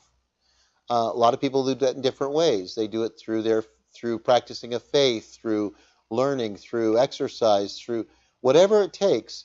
And you're going to have to experiment with that for yourself because it really requires you to kind of focus on what works for you, because what works for you may not work for other people. And consequently, a lot of the things other people might suggest to you may not work for you. You have to find what helps you keep yourself in that balanced state. Third, you have to kind of free yourself from being addicted to yourself. Human beings have a native egocentrism that sees themselves as the measure of all right. In other words, we always use our own experience, our own thought process, our own belief system as being the starting point of right, rather than kind of looking outside of ourselves. But once we can get our own brain to be integrated, we need to be able to let go of our old habits of thinking and our ways of being with people, and we need to base those on an integrated system. We need to learn to avoid poking people's sunburns or activating their sore spots. We need to stop engaging people in ways that excite the Hulk system. So here I am as a parent, and I'm going to use a parent example. A child through an act of carelessness knocks an expensive crystal pitcher off on the floor and shatters it. Now, the kid is probably going to have a reaction to that. If the parent is able to stay regulated, would that look different than if the parent gets dysregulated? If the parent is able to stay regulated, they'll move into, it's unfortunate that happened. I wish it hadn't happened. We need to clean it up, and here's what we need to do. And it would be, everything would be designed to keep things calm. But if the parent isn't regulating very well and they react to it, they're going to blow this kid up. How are they going to do that? Well, they're going to get mad, they're going to yell, they're going to complain, they're going to blame, they're going to be really judgmental, and all of those things are just going to heat this kid's Hulk system up. Now, one of the things I tease parents about, but I think it's kind of funny anyway, is they usually want to deal with this by raising their voice. The same when they're in conflict with a loved one. They want to raise their voice because they want to be heard. We talked about the excitatory process and how it changes the diaphragm and it changes the blood flow, breath rate, breath volume. It also changes the musculature of a thoracic cavity. It changes the musculature of the spinal cranial connection. And in a good number of people, there's a reaction that most people don't even pay attention to, and that is there's a constriction in the muscles of the middle ear. And so the moment someone moves into Hulk mode, the tones they can hear are low tones that are slowly spoken. And what do most people do? Is they want to be understood by speaking louder and faster, which the person that has already moved into Hulk mode can't hear. And parent after parent says, the kid doesn't listen to me. I am trying to get them to hear me, and they just can't hear me. They won't listen. Well, it's not that they won't listen. They can't listen because you are not working with the body. You are working against the body. And you can work against the body all you want, and you will fail. If you cannot work with the body, you will not create change. So first, stop poking people's sunburns. That means you have to kind of keep track of yours too. To help those with kind of large sunburns feel safe, accepted, and respected by you, they need to be able to feel liking from you. They don't need to hear you say it. They need to sense it while they're with you. They need to sense that you like and care for them, that they're important to you. If they don't sense it, they can't possibly feel safe. To help those that are trying to avoid real or perceived possibility of pain, in other words, those that are mitigating, you want them to have ways to do that in more effective ways. And there's lots of different strategies for doing that. And finally, you want to help them, people heal from the distress and fear associated with their sunburns, because a lot of times they haven't felt a sunburn in a long time. They're so afraid that they might feel it that that's all it's needed to put them in a state of arousal.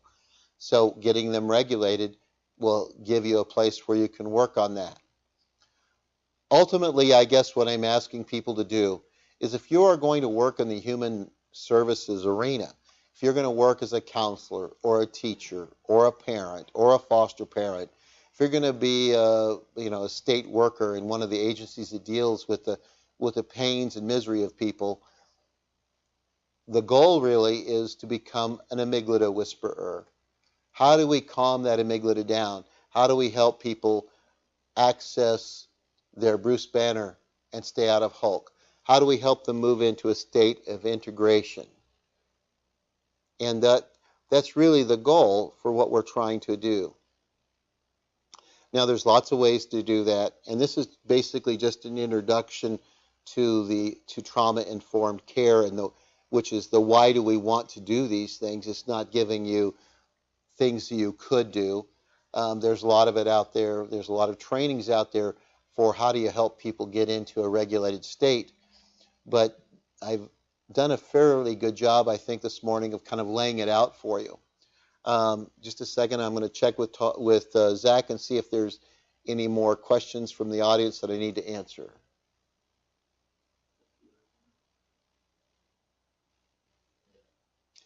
It looks like there's no questions that I need to answer, so I'm going to sum this up in a really straightforward way and we will be finished. As you begin to move into your intentional keeping yourself regulated, you're going to have to find your own pathway that allows you to do that, and the skills that allow you to do that, and how to think about that and how to do it. You're not going to be perfect at it.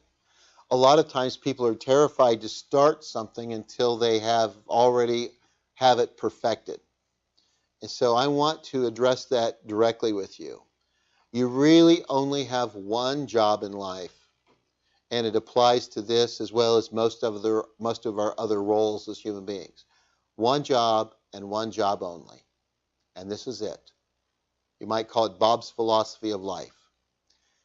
Here it is. Just this. Suck less each day.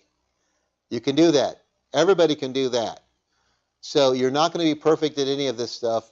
You will get better at it as you do it, but your goal is just to do some of it every day until you get to the place where you can have things happen and stay integrated. Because once you can do that, then you're in a place where you can help other people. If you cannot stay in an integrated brain, then the chances of them being able to stay in an integrated brain are pretty poor. If you aren't the model for this, if you aren't the poster child for being regulated, how are you possibly going to help other people be self-regulating? Again, this goes against what we sometimes think. We have programs, we train people to do stuff to other people. Again, efficiency over relationship with people that are not in an integrated system will never really produce the results we want. We have to be relationship over efficiency. And that's not the way most programs are designed. Again, you must become good at helping people get into an integrated brain or become an amygdala whisperer. And with that, I'm going to wrap it up for today. This concludes this presentation. You will receive notification from Molly, our administrator, sometime in the next week with a link to where you can go and review this if you wish to do so. And you will also find other resources in the email that she sends out. But for this morning, I am done. The next training will start at 1 o'clock p.m. Arizona time, which you guys will have to figure out from your locale. We had a number of calls this morning with it being very confusing on Mountain Standard Time is not uniformly Mountain Standard Time, and that's an Arizona thing, and I apologize. So if you have questions going into the future, let me tell you a couple of things that we do here at Arizona Trauma Institute that have no cost to you. We do a monthly coaching session where if you have questions, you can join a video web conference meeting and ask your questions, and we will be glad to we spend somewhere between an hour and a half or 2 hours once a month doing that.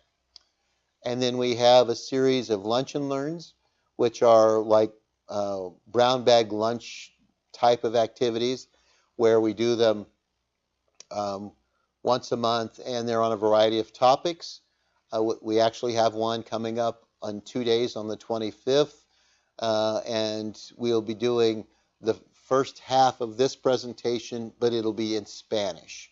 So if you have people that would like to listen to it that are monolingual Spanish speakers, they would be able to do that.